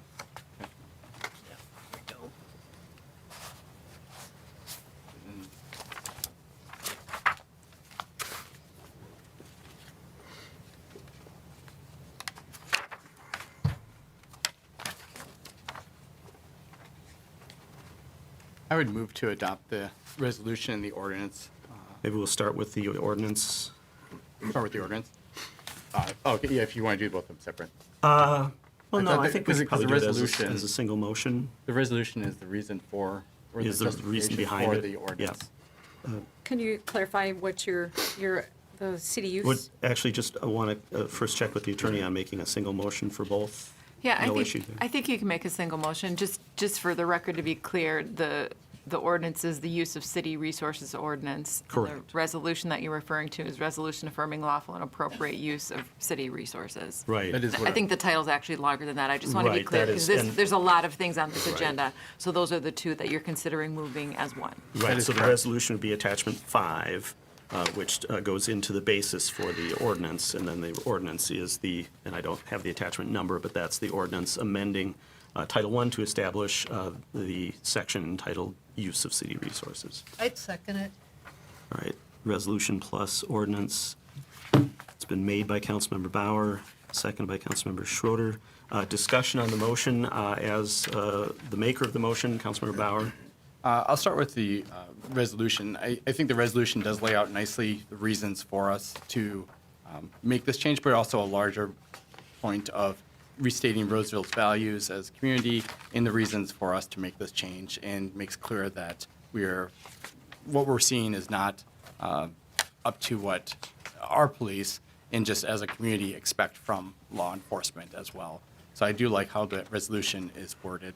As far as the ordinance goes, again, as I stated previously, I know that's not sufficient. I know that doesn't meet what everyone is looking for. It does not meet what I'm looking for as well.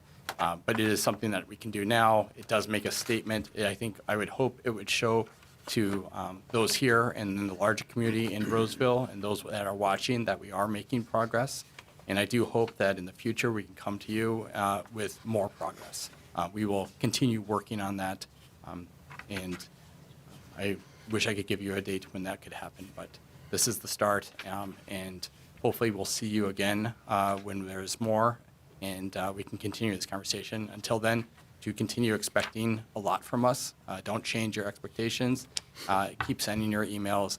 Keep letting us know what's going on, and keep doing the great work that you are doing. But we will continue to keep us accountable, and we will continue keeping ourselves accountable as well. Thank you.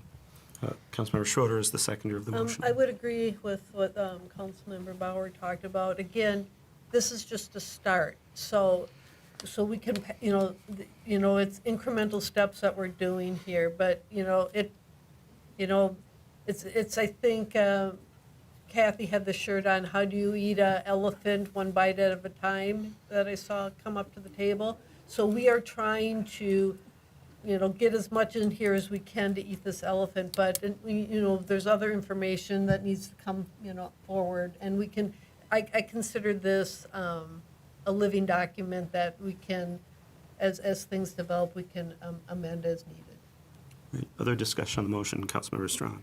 I'd like to know about if passing of the ordinance obligates the city staff to enforce it, if now having it as a actual ordinance, does that change the enforcement of ICE access or use of city resources, including city parking lots? Technically, it would be a violation of the ordinance, which is presumably citable to people that break that law, both external agencies as well as employees. Administrative citation, I imagine, is our And will that enforcement. be served upon ICE agents or other federal folks taking up space where they're not, and where it specifically says they're not supposed to be? At this point, I can't say how we would look to enforce that. I suppose technically that would be the way we would enforce it if we do that. I think the challenge with the citation is you need to cite it to somebody. And as we see that we don't have any accountability on ICE to know who the citation is unless it's to the Department of Homeland Security. We can figure something out there, I think. If we, yeah. And that just to that point, the corollary maybe is that we also don't permit people to have raves or car shows in our parking lots either. And that's a totally different thing, obviously. And usually the police doesn't enforce that unless there is an active ongoing criminal activity that is observable, and then, that can be dealt with. So that's the challenge I think we have, is that it's an administrative type thing, but we can work on that. And if we have to send daily citations down to the office in the Whipple building or wherever it is, we can figure some things out.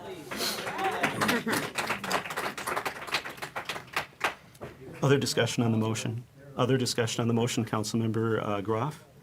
I support the motion. I think this is just a beginning. I know this is frustrating, and I think I've talked to many of you before over the years, and I've said, government does not move quickly. It's not constructed for that. And when you come to situations like this, it is extremely frustrating. I know from where you're sitting, it seems like we should be able to just do things, quickly, and it isn't arranged that way. But I am supporting this motion. I'm supporting this ordinance change as only a beginning. We're going to have to do a lot more. I want to talk to, as has been suggested, work with the neighboring communities. We're much stronger together, as you've said, if we can work with Shoreview, Maplewood, other cities, and all share our information and share our experiences and share what has worked for them and bring them back here.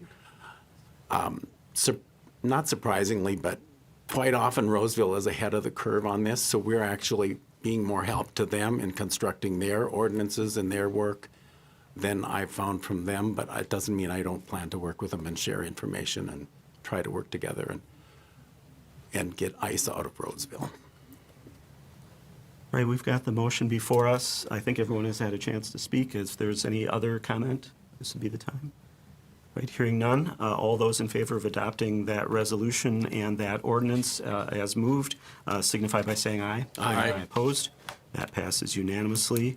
Then next, we have the policy 413 Mayor, updates. We do have an ordinance summary. Oh, I'm sorry, that's right. For the ordinance technicality, we do have to, unless we want to publish the whole ordinance, we do have to do a resolution to authorize publishing a summary. Bear with us for that. Is there a motion on the summary of the ordinance? So All right. moved. It's been moved by Councilmember Groff, seconded by Councilmember Schroeder. Summary. That requires a 2/3 majority by state law. All those in favor signify by saying aye. Aye. Opposed? That passes unanimously. That publication is authorized. All right, then to the policy 413. Mayor, I'd like to move to not approve the Police Department 413 and move to do some revisions to make the policy and the contents thereof, make sure that we indeed follow where it says 413 per point 13 or point 3, Roseville Police Department is a victim-centered organization.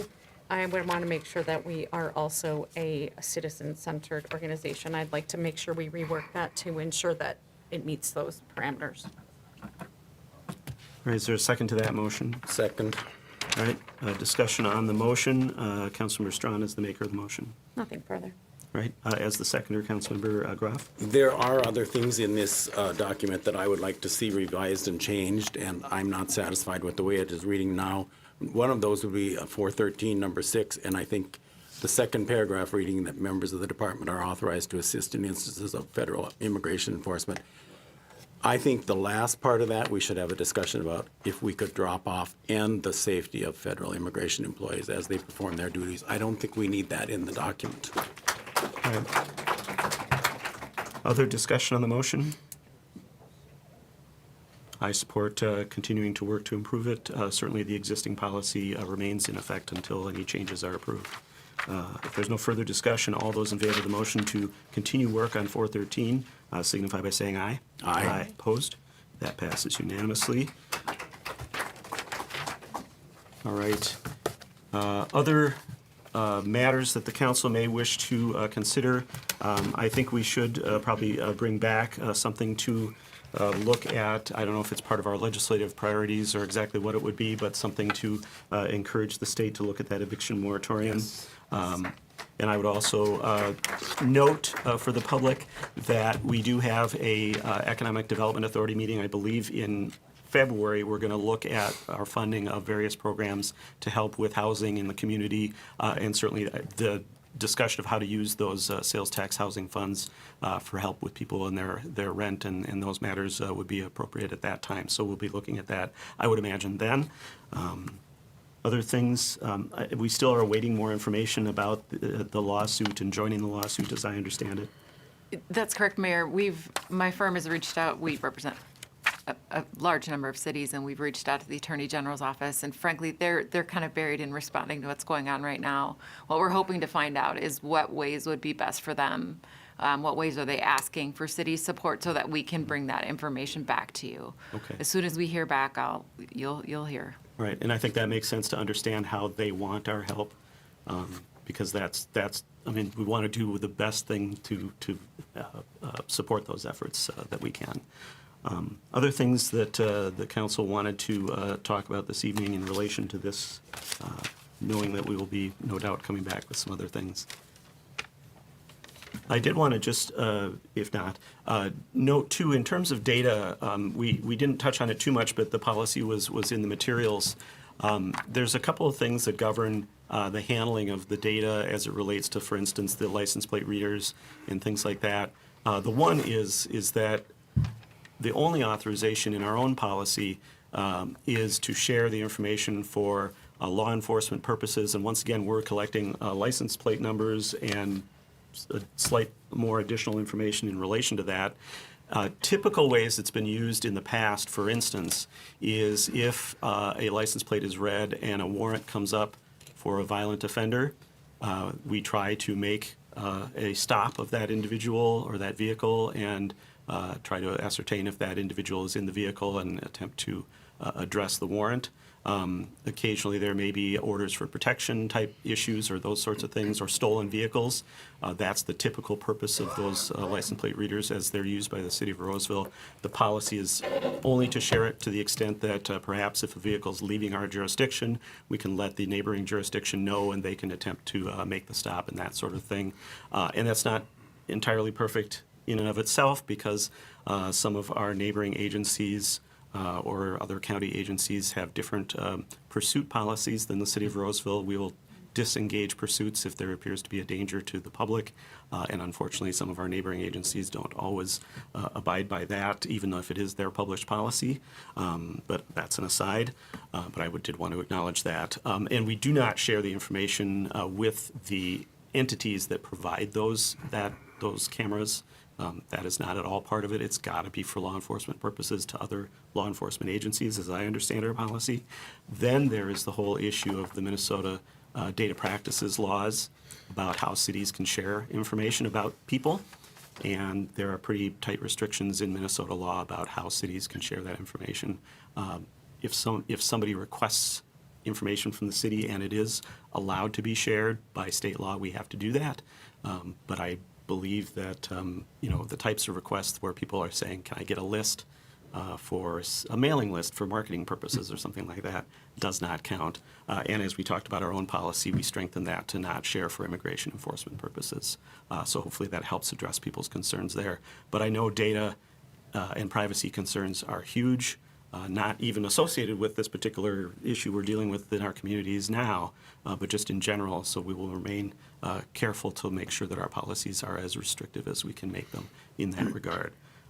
Anything else from the council, Councilmember Strawn? I just wanted to point out that this meeting started with 17 agenda items, one of which was brought by Councilmember Bauer, a bunch of which I compiled based on a bunch of emails that you all forwarded prior to the last meeting, and then a citizen petition that came out, some of which seemed to correspond or go over. We are talking to other leaders, but as we, if there are things that we can do, we certainly can be asked. Sometimes some of the things that are shared or requested are against how our city is set up, executive orders and such.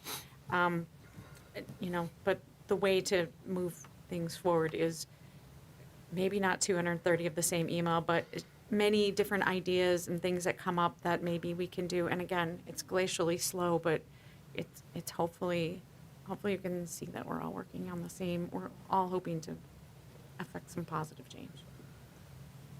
And I did want to just add, too, that in addition to what's been said about things that we're doing, and obviously members of the public can judge their adequacy, that is your right as citizens, and we completely understand that. But I can say that thinking creatively, looking at alternative ways of doing things, that's why I shared a little bit about my own consideration about the emergency declaration earlier in the meeting and my thoughts involved in that. Because I wanted to let people know that we heard those requests and we're looking at what we could do there. And also all of the interactions that we have on, multiple times a week with other agencies and entities in the area. The information about what the county attorney was talking with our local jurisdictions about in dealing with those use of force investigations, that came out in a group that I participate in about working with youth violence in our county. And, that group meets pretty frequently through the year, and we talk a lot about great things that a lot of agencies across this county are doing to help with youth violence and violence more broadly in the community, and actually a lot of progress has been made in that area. But our last discussion was quite a bit about, as you can imagine, about ICE activities in our community, because all the people that participate in that discussion are dealing with the same issues. I was involved in the Rice and Larpenteur Alliance board meeting just at lunchtime today, and the first half of our meeting was talking about what both government folks as well as groups and individuals and nonprofits in the communities of Roseville, St. Paul, and Minneapolis were doing in that neighborhood, where I'm sure everybody is painfully aware we have a tremendous number of new immigrants to this area, people who were dealing with oppression in Myanmar, the Karen people, people who are not instinctively trusting of law enforcement or government. And all the challenges we've had prior to this terrible situation to try to bring those people in the community. And it is so frustrating, the harm, once again, that is being done to people in our community by these just outrageous efforts by supposedly immigration enforcement to do supposed immigration enforcement. It just is, it's, as has been said so many times, it's scaring people. It's making people angry. It's making people do things that are outside of their comfort zone. And I applaud that. I think we all have, everybody in this room has different comfort zones.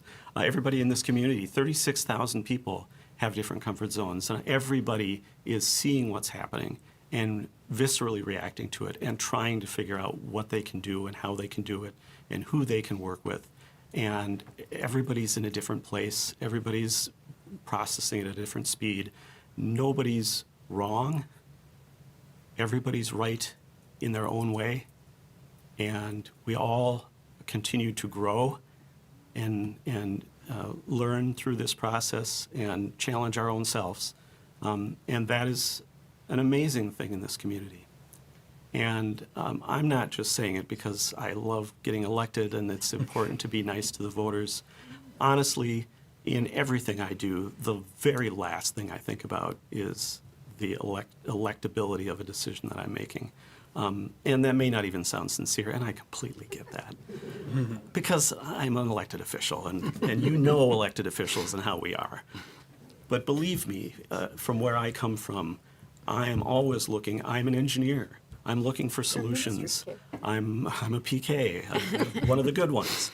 At least I try to be. And it's, we're trying to figure this out. We're working through it. And believe me, again, I share all of the emotions that have been expressed, all of the concerns that have been expressed. And I am not doing nothing. I'm most likely not doing enough. And I own that. And I'm still working to work through it my way, and everybody is working through it in their way. And I think we just have to make sure that we're all, to unfortunately borrow the sports metaphor that the Gophers football team uses, that we're rowing the boat together and we're rowing in the right direction. I spoke about a week ago.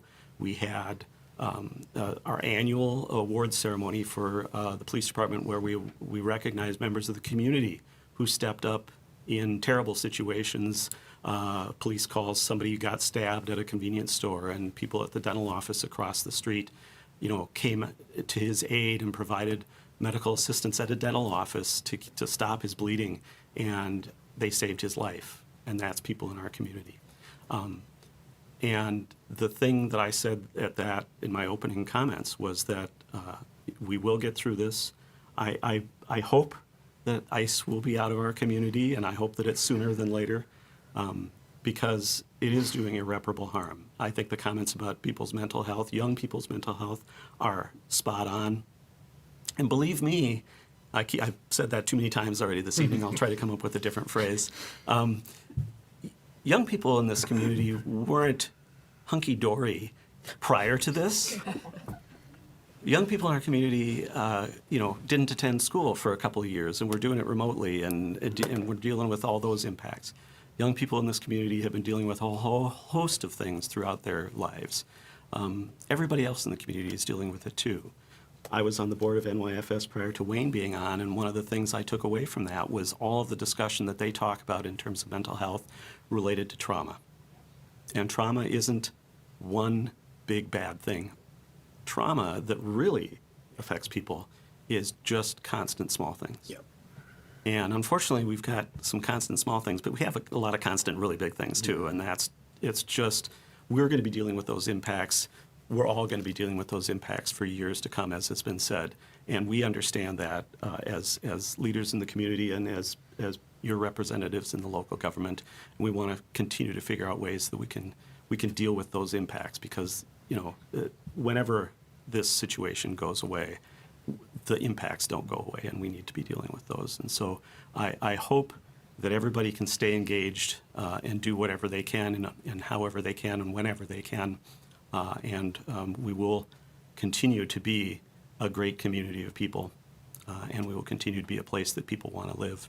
And it's not because of the five of us or any of our predecessors, although they did some good things. It is and always has been because of the people in the community of Roseville. And I think that's a note on which to end this evening. Mr. Mayor, Unless there's anything else. if just one last thing, sorry. Just want to check in if it's okay from the council that if staff can brainstorm and look at creative ideas and help support the community and Yes. efforts that they're doing, and having us as a I'm not even commission going to ask hub. if there's any objection. Yes. I just wanted to verify that, so we will certainly do that in the upcoming days. Right, and I should note that the reason that the city manager often asks that question is that we are notorious for giving very imprecise direction to the staff at the end of discussions, and so I think Mr. Trudgeon has been trained to make sure and get clarification from the council, not that the staff doesn't want to do things, but just to make sure that they understand what the direction is. We've So been I thinking appreciate already, that. but I understand. continue to, Oh, great, and I appreciate the turnout from staff in the training. That was good to see, and we hope that can continue. Do we have a timeline on when we get some of that back?